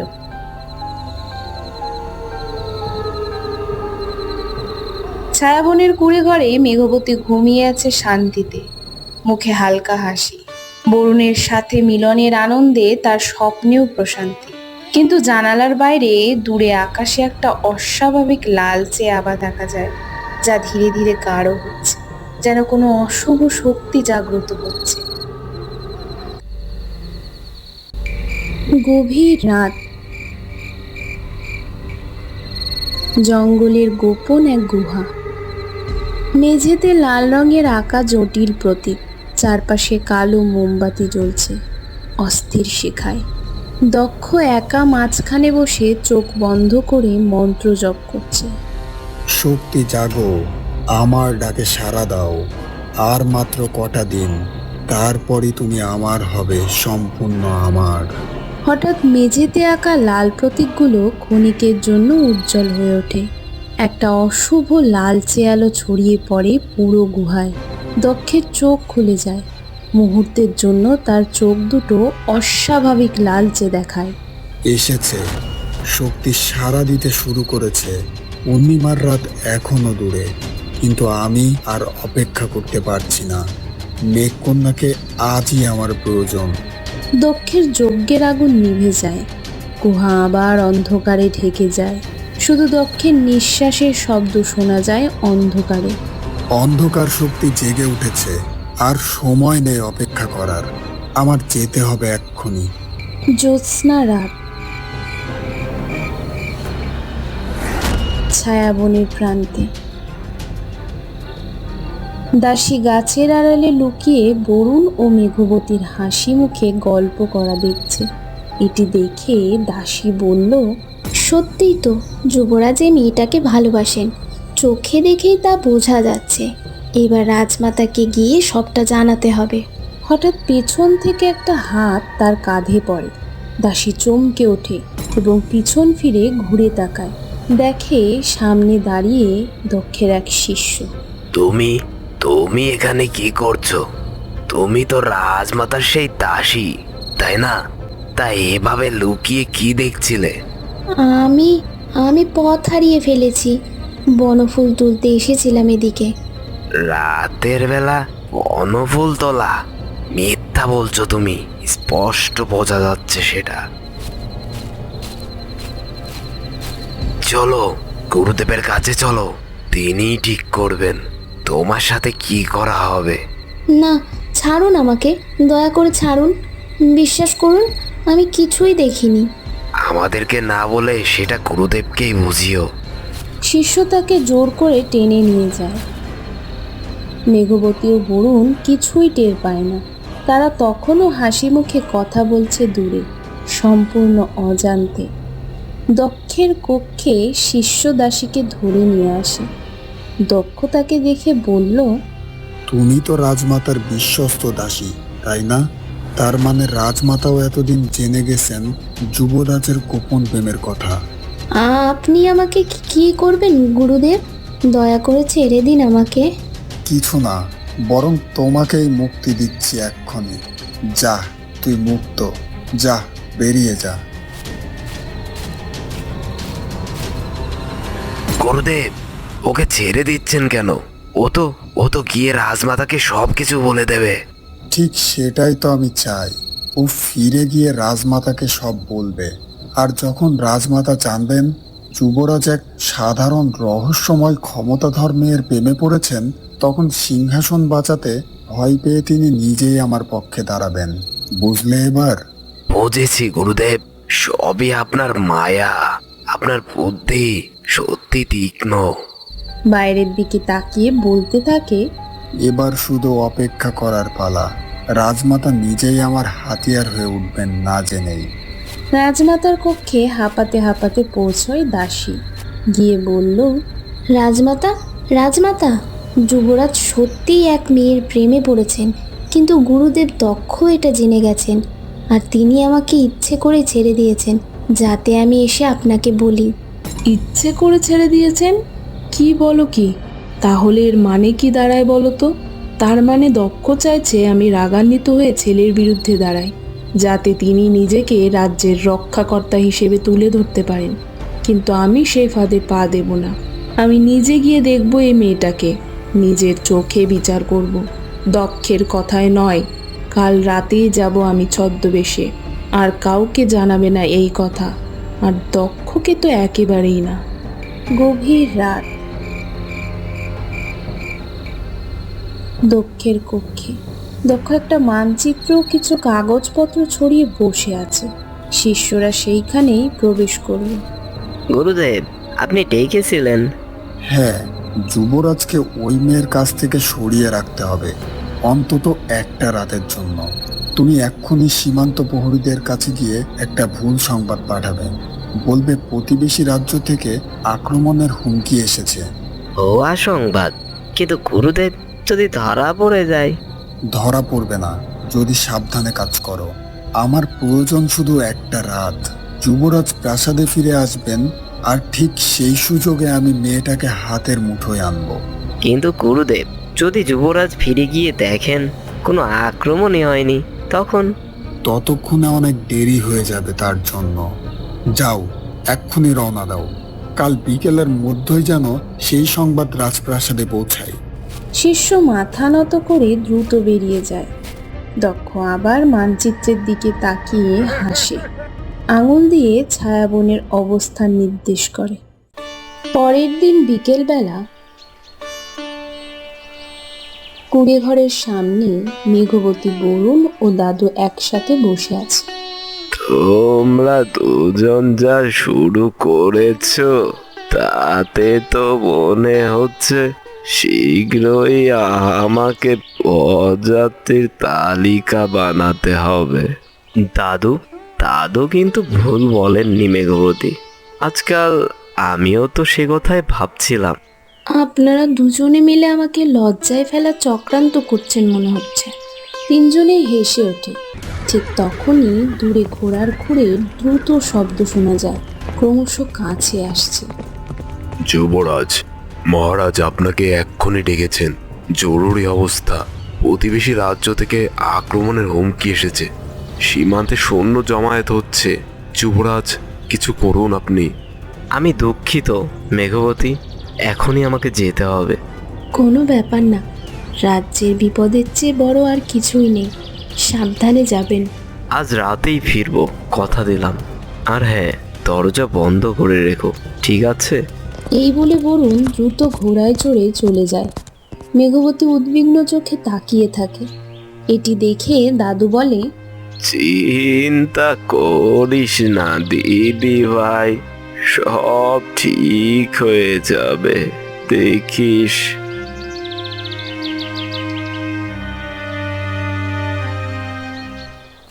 সন্ধ্যায় কুড়ে ঘরের সামনে এক অচেনা মহিলা এসে দাঁড়ান। তাকে দেখে মেঘবতী বলল, কে আপনি? এত সন্ধ্যায় একা এখানে? পথ হারিয়েছেন বুঝি? হ্যাঁ মা, একটু জল দিতে পারবে? অনেকটা পথ হেঁটে এসেছি, আর পা চলছে না। মেঘবতী সেই অচেনা লোকটিকে নিয়ে ঘরে প্রবেশ করে। মেঘবতী তাকে জল এগিয়ে দিয়ে বলল, বসুন এখানে, বিশ্রাম নিন। এত রাতে একা একা ঘুরছেন কেন? বাড়ির লোকজন চিন্তা করবে না? তোমার মতো দয়ালু মানুষ আজকাল কমই দেখা যায় মা। তুমি তো আমাকে চেনোই না, তবুও এত যত্ন করছো, কোনো প্রশ্ন না করেই। মানুষ বিপদে পড়লে সাহায্য করা তো স্বাভাবিক, তাই না? আমার দাদু আমাকে এভাবেই শিখিয়ে বড় করেছেন, আর বলেছেন আমাকে কেউ যদি সাহায্য চায় তার পরিচয় জিজ্ঞাসা না করেই আগে সাহায্য করতে হয়। তোমার দাদুই তোমাকে বড় করেছেন বুঝি? তোমার বাবা মা কোথায়? আগে তারা আমার জন্মের পরপরই মারা যান। এখন আমার দাদুই আমার সব। রাজমাতার চোখে একটা গভীর কোমলতা ফুটে ওঠে। তিনি মেঘবতীর হাত ধরেন। ঠিক তখনই জানালার বাইরে দূরে কয়েকটা ছায়ামূর্তি জড়ো হতে দেখা যায়। শুধু রাজমাতাই তা লক্ষ্য করেন। ওই তো দুঃখের লোকজন। আমার সন্দেহই তাহলে ঠিক ছিল, আজ রাতেই কিছু একটা ঘটতে চলেছে। কুড়ে ঘরের ভেতরে রাত আরেকটু গভীর হয়েছে। দাদু জানালার কাছে দাঁড়িয়ে বাইরে তাকিয়ে আছে, মুখে চিন্তার ছাপ। আজ রাতে বাইরে কেমন যেন একটা অস্বাভাবিক নীরবতা। পাখিরাও ডাকছে না, আর ঝিঝি পোকার শব্দও কোথাও নেই। মেঘবতী ও রাজমাতা তখনও কথা বলছেন। দাদু তাদের দিকে তাকিয়ে কিছু একটা ভাবেন, তারপর সিদ্ধান্ত নেন। দিদি ভাই, আমি একটু বাইরে থেকে জল নিয়ে আসি, কলসিতে জল কমে এসেছে। ঠিক আছে দাদু, সাবধানে যেও। দাদু একটা লাঠি হাতে নিয়ে বাইরে বেরিয়ে যান, তার চোখে সতর্কতা। রাজমাতা তার যাওয়ার দিকে তাকিয়ে থাকেন, মনে মনে উদ্বিগ্ন হয়ে ওঠেন। বৃদ্ধ মানুষটা কি কিছু টের পেয়েছেন? আমার এখনই কিছু একটা করা উচিত, কিন্তু কি করব এখনো তো আমি বুঝতে পারছি না। কুড়ে ঘরের বাইরে ঘন অন্ধকার। দাদু সাবধানে চারপাশে তাকাতে তাকাতে এগোন। কে কে ওখানে? লুকিয়ে থেকো না, বেরিয়ে এসো। অন্ধকার থেকে দুজন শিষ্য বেরিয়ে আসে। দাদু লাঠি তুলে প্রতিরোধের চেষ্টা করেন, কিন্তু বয়সের কারণে সে পারেন না তাদের সাথে। মেঘবতী, সাপ! পুরোটা দেখছি বেশ শক্ত, শক্তি আছে দেখছি। যা, এবার একে এই গাছের সাথে বেঁধে রেখে আয়, ঠিক আছে? এবার ভেতরে যাওয়ার পালা। ভেতরে মেঘবতী ও রাজমাতা কিছু শুনতে পান না। তারা তখনও কথা বলছেন। মেঘবতী হঠাৎ কান খাড়া করে। কি ব্যাপার? দাদু এত দেরি করছেন কেন? যাই, আমি বরং গিয়ে একটু দেখে আসি। দাঁড়াও, আমার কেমন যেন সন্দেহ হচ্ছে, কিছু একটা ঠিক নেই এখানে। ঠিক তখনই দরজায় প্রচণ্ড জোরে ধাক্কা পড়ে। দক্ষ নিজে দরজা ভেঙে ঢোকে। পেছনে শিষ্যরা। আর নয়, অনেক খুঁজিয়েছ আমাকে, অবশেষে আমি তোমাকে পেলাম মেঘকন্যা। আপনি কে? আর আমার দাদু কোথায়? কি করেছেন তার সাথে? তোমার দাদু নিরাপদে আছে, যতক্ষণ তুমি চুপচাপ আমার সাথে সহযোগিতা করবে, আমার কথা শুনবে ততক্ষণ। এখন আর বেশি ঝামেলা না বাড়িয়ে চলো আমার সাথে। রাজমাতা ছদ্মবেশ ফেলে সামনে এসে দাঁড়ান। কণ্ঠে তীব্র রাগ। রাজমাতা দক্ষকে বলল, দক্ষ, এসবের মানে কি? তুমি সাহস কি করে পাও রাজ্যের একজন নিরপরাধ মেয়ের ওপর এভাবে আক্রমণ করা? রাজমাতা, ও আপনি এখানে? বাহ, তবে তো ভালোই হলো। এবার আপনিও সাক্ষী থাকবেন আমার বিজয়ের মুহূর্তের। ভাবতেও পারিনি আপনি নিজে এসে এত সহজ করে দেবেন সবকিছু। তুমি একটা বিশ্বাসঘাতক দক্ষ। বহু বছর ধরে তুমি আমাদের ঠকিয়ে এসেছো, আমরা তা বুঝতেই পারিনি এতদিন। দক্ষ পুঁথি খুলে মন্ত্র পড়তে শুরু করে। মেঘবতীর দিকে হাত তুলে রাজমাতা সেটি থামানোর চেষ্টা করে, কিন্তু শিষ্যরা তাকে আটকায়। ছাড়ো আমাকে, ছাড়ো! কেউ আছো? সাহায্য করো আমাদের! দয়া করে আমাকে ছেড়ে দিন, আমি তো কারো ক্ষতি করিনি কখনো। কেন আমার সাথে এমন করছেন? তুমি ক্ষতি না করলেও তোমার শক্তি আমার প্রয়োজন মেঘকন্যা। ভয় পেও না, বেশি কষ্ট হবে না তোমার। মেঘবতীর ভয় ও কান্না থেকে হঠাৎ প্রবল ঝড় শুরু হয়ে যায়। দক্ষের মন্ত্র বাধাগ্রস্ত হয়। বাতাসে পুঁথির পাতা উঠতে থাকে। দক্ষ রেগে চিৎকার করে। শিষ্যদের দিকে তাকিয়ে বলে, ওকে ধরে রাখো, ওর শক্তি দমন করতেই হবে এক্ষুনি। দেরি করলে সব পরিকল্পনা মাটি হয়ে যাবে। না, কেউ এক পাও এগিয়ে আসবেন না। একদম ভালো হবে না কেউ এগিয়ে এলে, বলে রাখলাম। প্রবল ঝড়ের মধ্যে দক্ষ দ্বিতীয়বার মন্ত্র পড়ে। এবার এক শক্তিশালী আলো বেরিয়ে মেঘবতীকে ঘিরে ফেলে। মা মেঘবতী, দক্ষ, ছাড়তে বলো আমাকে, ওকে বাঁচাতে দাও। দক্ষ, থামো বলছি। এবার আর কেউ থামাতে পারবে না আমাকে রাজমাতা। এই শক্তি এখন আমার হবে চিরকালের জন্য। হা হা হা। মেঘবতীর চোখ ঘোলাটে হয়ে আসতে থাকে। শরীর ধীরে ধীরে নিস্তেজ হয়ে পড়ে। ঠিক তখনই দূরে ঘোড়ার খুঁড়ের শব্দ শোনা যায়। দ্রুতই কাছে আসছে। সবাই সেদিকে তাকায়। এখন কে এলো? এত তাড়াতাড়ি যুবরাজ ফিরে এলেন কি করে? এখনো তো অনেক দূরে থাকার কথা তার। কিন্তু দরজায় যে এসে দাঁড়ায় সে বরুণ নয়। দরজায় দাঁড়িয়ে তারামতি, বরুণের বাগদত্তা রাজকন্যা, তার হাতে তলোয়ার। দক্ষ, এখনই থামো বলছি।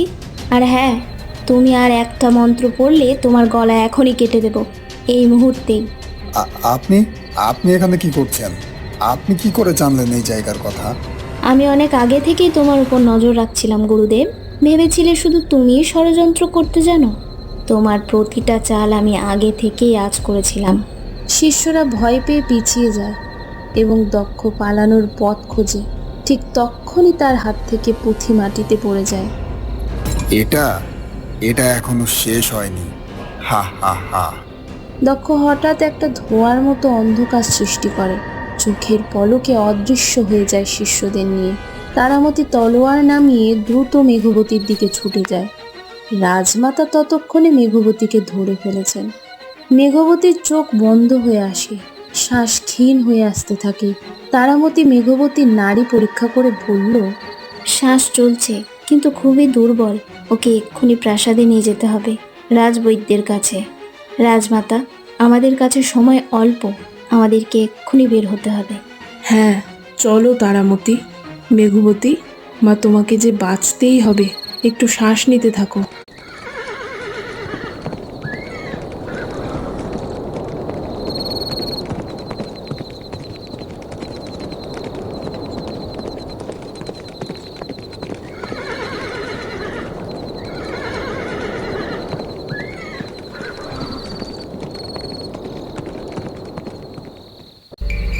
গভীর জঙ্গলের এক পরিত্যক্ত ভাঙা মন্দির। দক্ষ ক্ষতবিক্ষত অবস্থায় একটা পাথরের বেদিতে হেলান দিয়ে বসে আছে, হাতে মুখে আঁচড়ের দাগ। তারামতি, আমাকে এভাবে অপমান করে পালাতে বাধ্য করলে। তুমি ভেবেছো আমি শেষ হয়ে গেছি, তাই না? কিন্তু এটা তো শেষ নয়, এটা তো শুধু শুরু। দক্ষ পকেট থেকে একটা ছোট তামার তাবিজ বের করে, তাতে ফু দেয়। তাবিজ থেকে ক্ষীণ ধোঁয়া বেরিয়ে একটা প্রতীকের আকার নেয়। আমার প্রাসাদের বন্ধু, তোমার সময় হয়েছে এবার কাজ শুরু করার। যা বলেছিলাম ঠিক তাই করবে, কেউ যেন সন্দেহ না করে। কিছুক্ষণ নীরবতা, তারপর তাবিজের ভেতর থেকে একটা চাপা কণ্ঠ ভেসে আসে। গুরুদেব, আপনি আপনি বেঁচে আছেন? বেঁচে আছি আমি, আর শীঘ্রই আরো শক্তিশালী হয়ে ফিরবো। তুমি প্রস্তুত থেকো, আমি ডাকলেই সাড়া দিও। তাবিজের ধোঁয়া মিলিয়ে যায়, দক্ষ ব্যথায় কুঁকড়ে যায়, কিন্তু মুখে একটা বিকৃত হাসি ফুটে ওঠে। আমার শরীর দুর্বল হতে পারে, কিন্তু প্রাসাদের ভেতরে আমার চোখ কান এখনো সজাগ। আর হ্যাঁ, শত্রু পালিয়েছে ঠিকই, কিন্তু ষড়যন্ত্র থেমে নেই।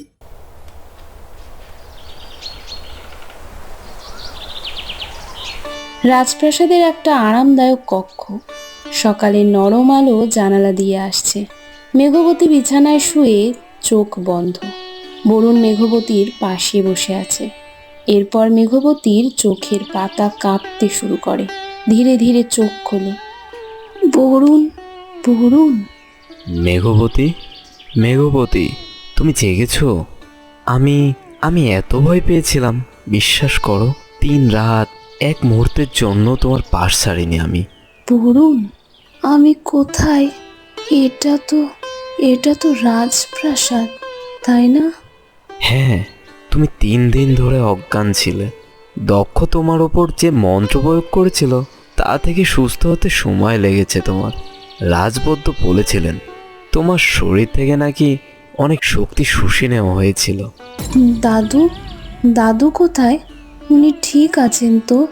আমার মনে আছে ওনারা তাকে ধরে নিয়ে গিয়েছিলেন। মেঘবতী, দাদু একদম নিরাপদ, তুমি চিন্তা করো না। সে পাশের কক্ষে বিশ্রাম নিচ্ছেন। রাজমাতা নিজ দায়িত্বে যত্ন নিয়েছেন, এমনকি নিজের হাতে খাবারও খাইয়ে দিয়েছেন শুনলাম। রাজমাতা, তিনি তো আমাকে দেখেই ভয় পাবেন বলে ভেবেছিলাম। মেঘবতী, তুমি অজ্ঞান থাকার সময় অনেক কিছু বদলে গেছে। তুমি চিন্তা করো না, মা এখন পুরোপুরি তোমার পাশে আছে। মেঘবতীর চোখে স্বস্তি ফুটে ওঠে, কিন্তু সাথে সাথেই আরেকটা প্রশ্ন মনে পড়ে যায়। মেঘবতী কৌতূহলের সাথে বলল, দক্ষ, সে কি ধরা পড়েছে? না, সে পালিয়ে গেছে। প্রাসাদের সব প্রহরী এখন সতর্ক আছে। তোমার নিরাপত্তার দায়িত্ব আমি নিজেই নিয়েছি, তুমি চিন্তা করো না আর। তবুও আমার কেমন যেন একটা অস্বস্তি হচ্ছে বরুণ। মনে হচ্ছে বিপদ সামনে, বিপদ এখনো কাটেনি। যতক্ষণ আমি আছি তোমার কোনো ক্ষতি হতে দেব না, এটা আমার প্রতিজ্ঞা মেঘবতী। সকলে রাজসভায়, তবে এবার শুধু ঘনিষ্ঠ কয়েকজন উপস্থিত। মহারাজ সূর্যপ্রতাপ, রাজমাতা, বরুণ। রানী, তুমি কি তাহলে বলছো দক্ষ বহু বছর ধরে আমাদের সাথে প্রতারণা করে এসেছে? এটা কি করে সম্ভব? এতদিন আমরা তাকে এত বিশ্বাস করেছি, এত সম্মান দিয়েছি, এই কি তার প্রতিদান? মহারাজ, আমি নিজের চোখে দেখেছি, ও ওকে অন্ধকার মন্ত্র প্রয়োগ করতে, একটা নিরপরাধ মেয়ের ক্ষতি করার চেষ্টা করতে। এর চেয়ে বড় প্রমাণ আর কি লাগবে বলুন? সত্যি বলতে রানী, আমার নিজেরও বহুদিন ধরে সন্দেহ ছিল। প্রতিবার যজ্ঞের পরও বৃষ্টি না নামা, প্রতিবার আরও দানের দাবি, এইসব আমাকে ভাবাতো। কিন্তু প্রমাণ ছাড়া কিছু বলতে পারিনি। প্রজারা তো তাকে দেবতার মতো মানে। বাবা, আপনারও সন্দেহ ছিল? তাহলে আগে কেন কিছু বলেননি আমাকে? আমরা তো একসাথে কিছু একটা করতে পারতাম না? যুবরাজ, প্রজারা দক্ষকে দেবতার প্রতিনিধি মনে করে। প্রমাণ ছাড়া তাকে অভিযুক্ত করলে রাজ্যের বিশৃঙ্খলা দেখা দিত, হয়তো বিদ্রোহ হতে পারত। এখন যেহেতু সত্যি প্রকাশ পেয়েছে, আমাদের সকলকেই এখন সাবধানে এগোতে হবে। আমি জানি এটা কঠিন সিদ্ধান্ত মহারাজ, কিন্তু এখন আর দেরি করার সময় নেই। দক্ষ পালিয়ে গেছে ঠিকই, কিন্তু সে আবার ফিরে আসবে, আমি নিশ্চিত। তুমি ঠিক বলেছ ইন্দুমতি। কাল রাজসভায় প্রকাশ্যে এই বিষয়ে আলোচনা করব আমরা, যাতে প্রজারাও সত্যিটা জানতে পারে। গভীর রাত। রাজবৈদ্য গোবিন্দের ব্যক্তিগত কক্ষে টেবিলে ভেষজ ও ওষুধের শিশি সাজানো। তার হাতে হঠাৎ সেই তামার তাবিজটা জ্বলে ওঠে। এটাই দুদিন পরে সাড়া দিল। আমি তো ভেবেছিলাম গুরুদেব হয়তো।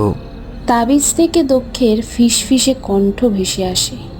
গোবিন্দ, সজাগ হও, জেগে ওঠো। তোমার পুরনো ঋণ শোধ করার সময় এসেছে। আমাকে জানাও, মেয়েটা এখন কেমন আছে?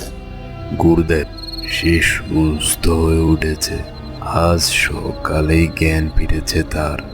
কিন্তু আমি ভয় পাচ্ছি, যদি ধরা পড়ে যায় আমার পরিবারের কি হবে গুরুদেব?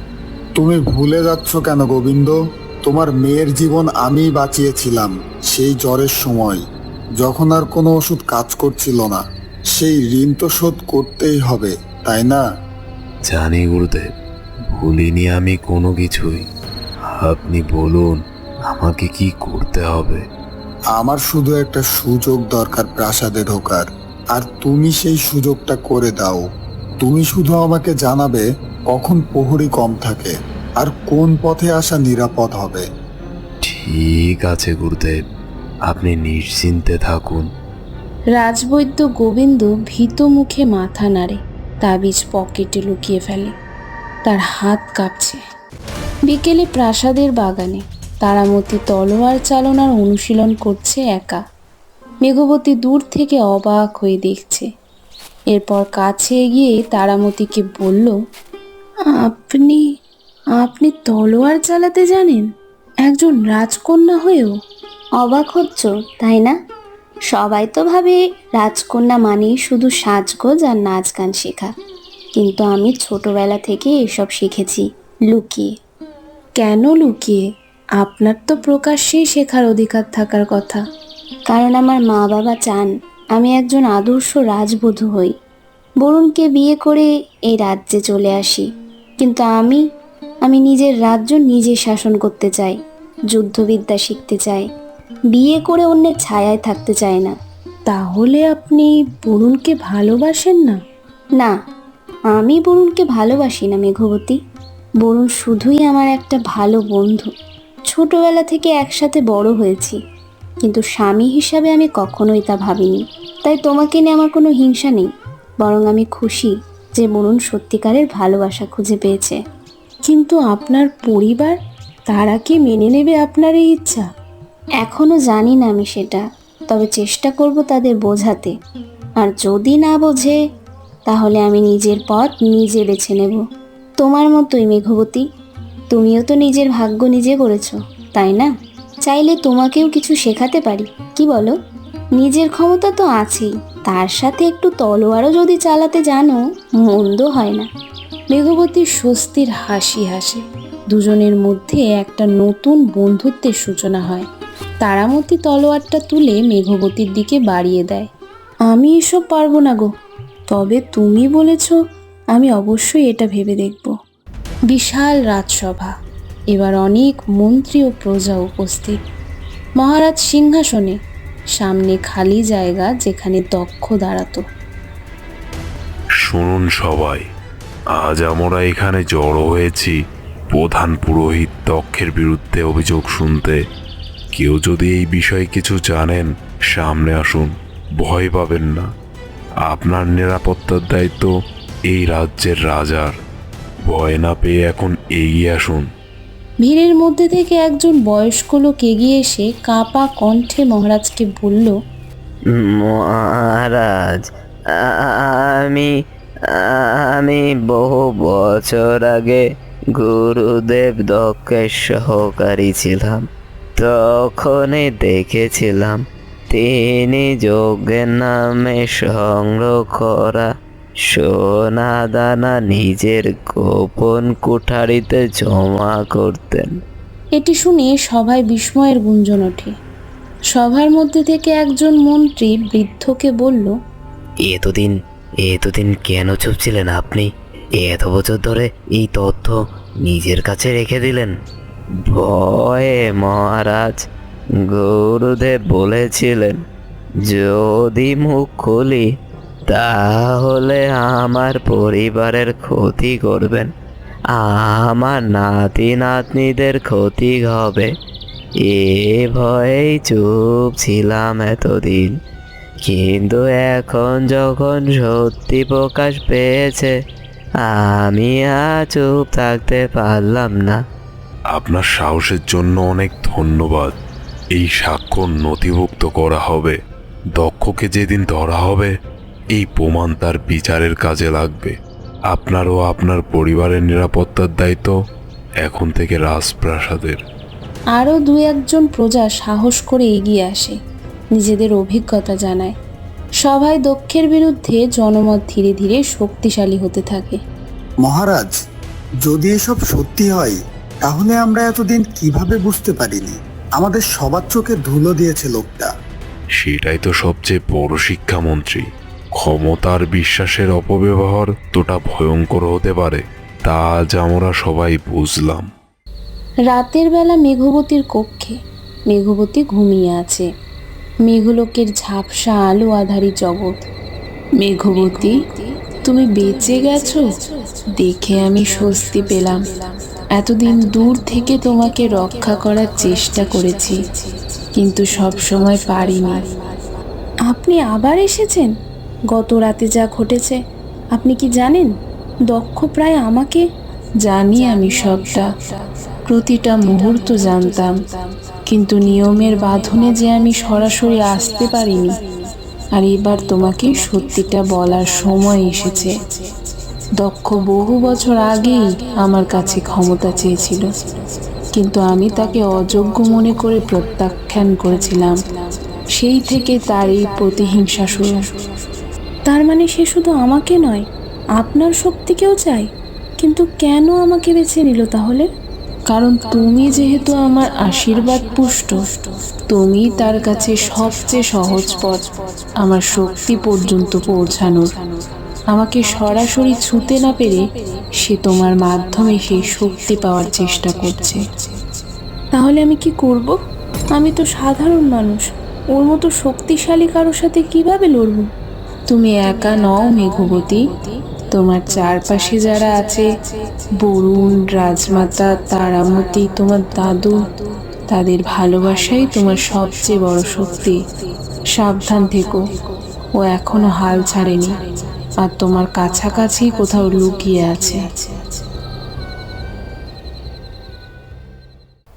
পরের দিন সকালে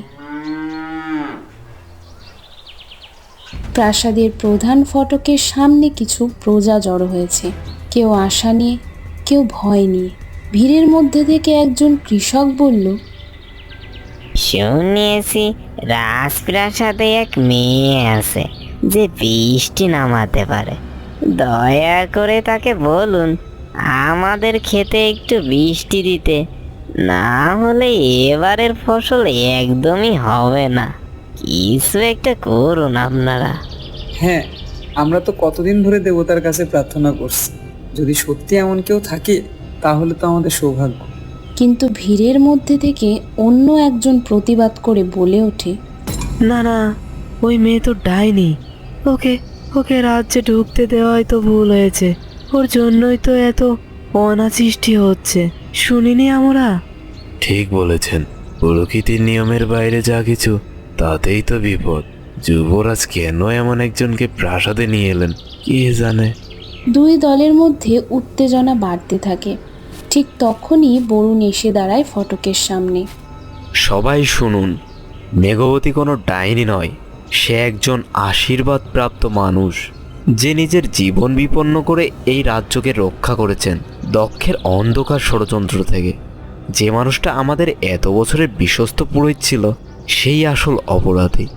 ধৈর্য ধরুন, সঠিক সময় সব কিছু ঠিক হয়ে যাবে। তাহলে যুবরাজ সত্যি কি সে আমাদের সাহায্য করতে পারবে?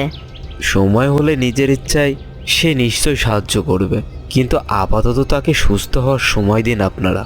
জনতা কিছুটা শান্ত হয়, যদিও সবার মনে সংশয় পুরোপুরি দূর হয় না। গভীর জঙ্গল, দিনের আলো। বরুণ ও তারামতি ঘোড়ার গাড়িতে চড়ে এগোচ্ছে, সতর্ক দৃষ্টিতে চারিদিক দেখছে। হঠাৎ একটা জায়গা দেখে তারামতি বলল, এই তো সেই জায়গা। প্রহরীদের বর্ণনা অনুযায়ী দক্ষকে শেষবার এদিকেই দেখা গিয়েছিল। তারামতি, সাবধানে এগো, ফাঁদ থাকতে পারে। দক্ষ সহজে হার মানার মানুষ না, সেটা আমরা দুজনেই জানি। আমি প্রস্তুত আছি, চিন্তা করো না। আর হ্যাঁ, এখন বলো তো, মেঘবতী কেমন আছে এখন? শারীরিকভাবে সুস্থ হচ্ছে, কিন্তু মনে মনে এখনো ভয় কাটেনি ওর। বারবার জিজ্ঞাসা করেই চলেছে দক্ষ ধরা পড়েছে কিনা। তাহলে আজ আমাদের ওকে একটা ভালো খবর দিতেই হবে। ভেতরে ঢুকে দেখে দক্ষ নেই, কিন্তু মেঝেতে অদ্ভুত প্রতীক আঁকা, আর একপাশে একটা লোহার খাঁচা। এখানে কেউ আছে? খাঁচার ভেতরে একটা মেয়ে জড়সড় হয়ে বসে আছে। ভয়ার্ত চোখে তাকিয়ে তাদেরকে বলল, দয়া করে আমাকে মেরো না।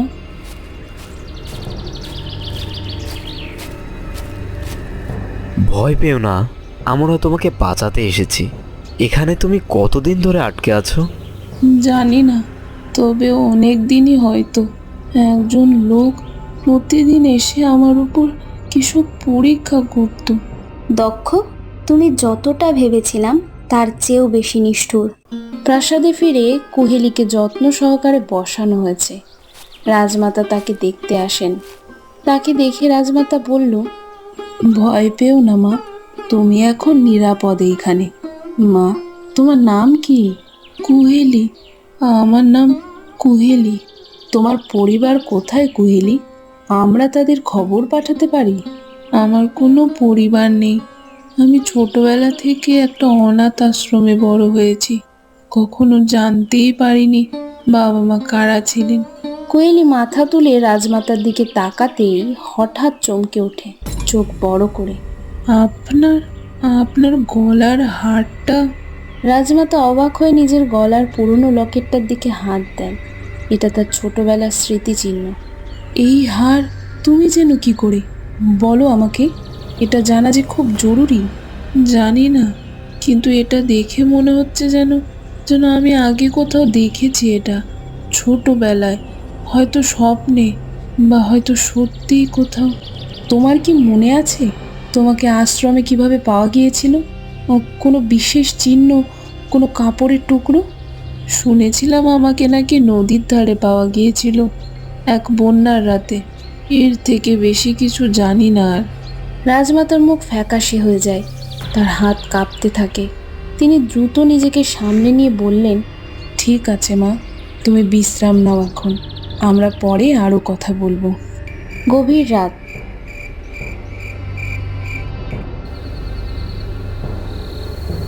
রাজমাতার ব্যক্তিগত কক্ষে তিনি একটা পুরনো কাঠের বাক্স খুলে বসে আছেন। ভেতরে একটা ছবি ও কিছু চিঠি। তিয়াশা, এত বছর পর কি সত্যিই কোনো সূত্র পেলাম তোমার? ছবিতে দেখা যায় ছোট্ট দুই বোন হাত ধরাধরি করে দাঁড়িয়ে, একজন ছোট্ট ইন্দুমতি আর একজন তার ছোট বোন। এরপর দরজায় মৃদু টোকা পড়ে। মহারাজ সূর্যপ্রতাপ ভেতরে প্রবেশ করেন এবং রানীকে বললেন, এ কি রানী, তুমি এখানে একা একা কি করছো এত রাত্রে? আর এই বাক্স তো... মহারাজ, আজ যে মেয়েটাকে উদ্ধার করা হয়েছে, কুহেলি, তার প্রতিক্রিয়া দেখে আমার মনে হচ্ছে হয়তো আমার সেই রাতে হারিয়ে যাওয়া বোন তিয়াশা। তুমি নিশ্চিত এতগুলো বছর পর? আর কি দেখে মনে হলো তোমার? নিশ্চিত নই, শুধু একটা অনুভূতি ছাড়া।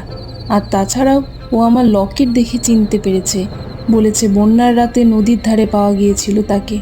আমার বোনও ঠিক সেই রাতেই হারিয়ে গিয়েছিল, নদীতে ভেসে। তাহলে আমরা সত্যিটা জানার ব্যবস্থা করব রানী। তুমি এত চিন্তিত হও না। দরকার পড়লে রাজবৈদ্যকে দিয়ে পরীক্ষা করাবো, প্রয়োজন হলে অন্য বিশেষজ্ঞকে ডাকবো। আমাকে জানতেই হবে সত্যিটা মহারাজ, যত সময়ই লাগুক না কেন। এতদিন ভেবেছিলাম আমার বোন বেঁচে নেই, যদি সেটা ভুল হয়ে থাকে তবে তো... তাহলে আমরা একসাথেই সত্যিটা খুঁজে বের করব। আর হ্যাঁ রানী, তুমি একা নও, ভুলে যেও না। গভীর রাত। রাজবৈদ্য গোবিন্দের কক্ষে দরজা বন্ধ করে তাবিজের সাথে ফিসফিস করছেন। গুরুদেব, আজ রাতে পশ্চিম দিকে প্রহর বদলের সময় প্রহরী কম থাকবে, আর এটাই আপনার সুযোগ। কিন্তু গুরুদেব, আজ প্রাসাদে একটা নতুন মেয়েও এসেছে, বাড়তি সতর্কতাও থাকতে পারে সেখানে, সেদিকে লক্ষ্য রাখবেন। নতুন মেয়ে? কে সে? সেটার বিস্তারিত তো জানি না, শুনেছি জঙ্গল থেকে উদ্ধার করা হয়েছে কাউকে। রাজমাতা নাকি খুব যত্ন নিচ্ছেন তার। এই বিষয়টা যে খুবই কৌতূহলজনক। যাই হোক, এতে আমার পরিকল্পনা পাল্টাবে না। আমি প্রস্তুত। আজ রাতেই আমি প্রাসাদে ঢুকবো, ছদ্মবেশে, কেউ টের পাবে না। হা হা হা। কিন্তু গুরুদেব, তারামতির আঘাতে আপনার শরীর তো এখনো পুরোপুরি সুস্থ হয়নি। এখন কি করবেন তাহলে? তুমি শুধু আমাকে জানাবে কখন প্রহরী কম থাকে আর কোন পথে আসা নিরাপদ হবে। যথাজ্ঞা গুরুদেব। আর চিন্তা করবেন না, পথ পরিষ্কারই থাকবে। এরপর তাবিজ নিভে যায়। গোবিন্দ ভীতমুখে জানালার বাইরে অন্ধকারের দিকে তাকিয়ে থাকেন, নিজের সিদ্ধান্তে নিজেই যেন দ্বিধাগ্রস্ত। গভীর রাত। প্রাসাদের নিস্তব্ধ বারান্দা। একটা ছায়ামূর্তি হাতে মোমবাতি নিয়ে ধীর পায়ে হাঁটছে, মুখ স্পষ্ট দেখা যাচ্ছে না। ছায়ামূর্তিটা ধীরে ধীরে মেঘবতীর কক্ষের দরজার কাছে থেমে যায়। দরজার ফাঁক দিয়ে ভেতরে উকি দেয়, যেখানে মেঘবতী শান্তিতে ঘুমিয়ে আছে। এত কাছে, অথচ এখনই ছুতে পারছি না। কিন্তু বেশি দিন অপেক্ষা করতে হবে না তোমাকে মেঘকন্যা। আমার শক্তি ফিরে আসছে প্রতিটা মুহূর্তের সাথে। ছায়ামূর্তিটা দরজা থেকে সরে যায়, করিডোরের অন্ধকারে মিলিয়ে যায়। কিন্তু যাওয়ার পথে হঠাৎ একটা প্রহরীর সাথে প্রায় মুখোমুখি হয়ে যায়। কে কে ওখানে? ছায়ামূর্তিটা দ্রুত একটা অন্ধকার কোণে মিশে যায়। প্রহরী কিছু খুঁজে না পেয়ে মাথা নেড়ে চলে যায়। মেঘবতী ঘুমন্ত নিরাপদ মুখে স্থির থাকে কিছুক্ষণ, তারপর জানালার বাইরে অন্ধকার আকাশে চলে যায়। তো বন্ধুরা, শত্রু ইতিমধ্যে কি প্রাসাদের ভেতরে? কিন্তু সেই ছদ্মবেশে তবে কে ছিল? আর রাজমাতার হারানো বোনের রহস্যই বা কতদূর গড়াবে, সেটা জানবো আমরা মেঘবতী গল্পের পরবর্তী পর্বে। আর আমাদের আজকের পর্বটি ভালো লাগলে অবশ্যই আমাদের চ্যানেলটিকে সাবস্ক্রাইব করে দিও। দেখা হবে নতুন পর্ব নিয়ে। ধন্যবাদ।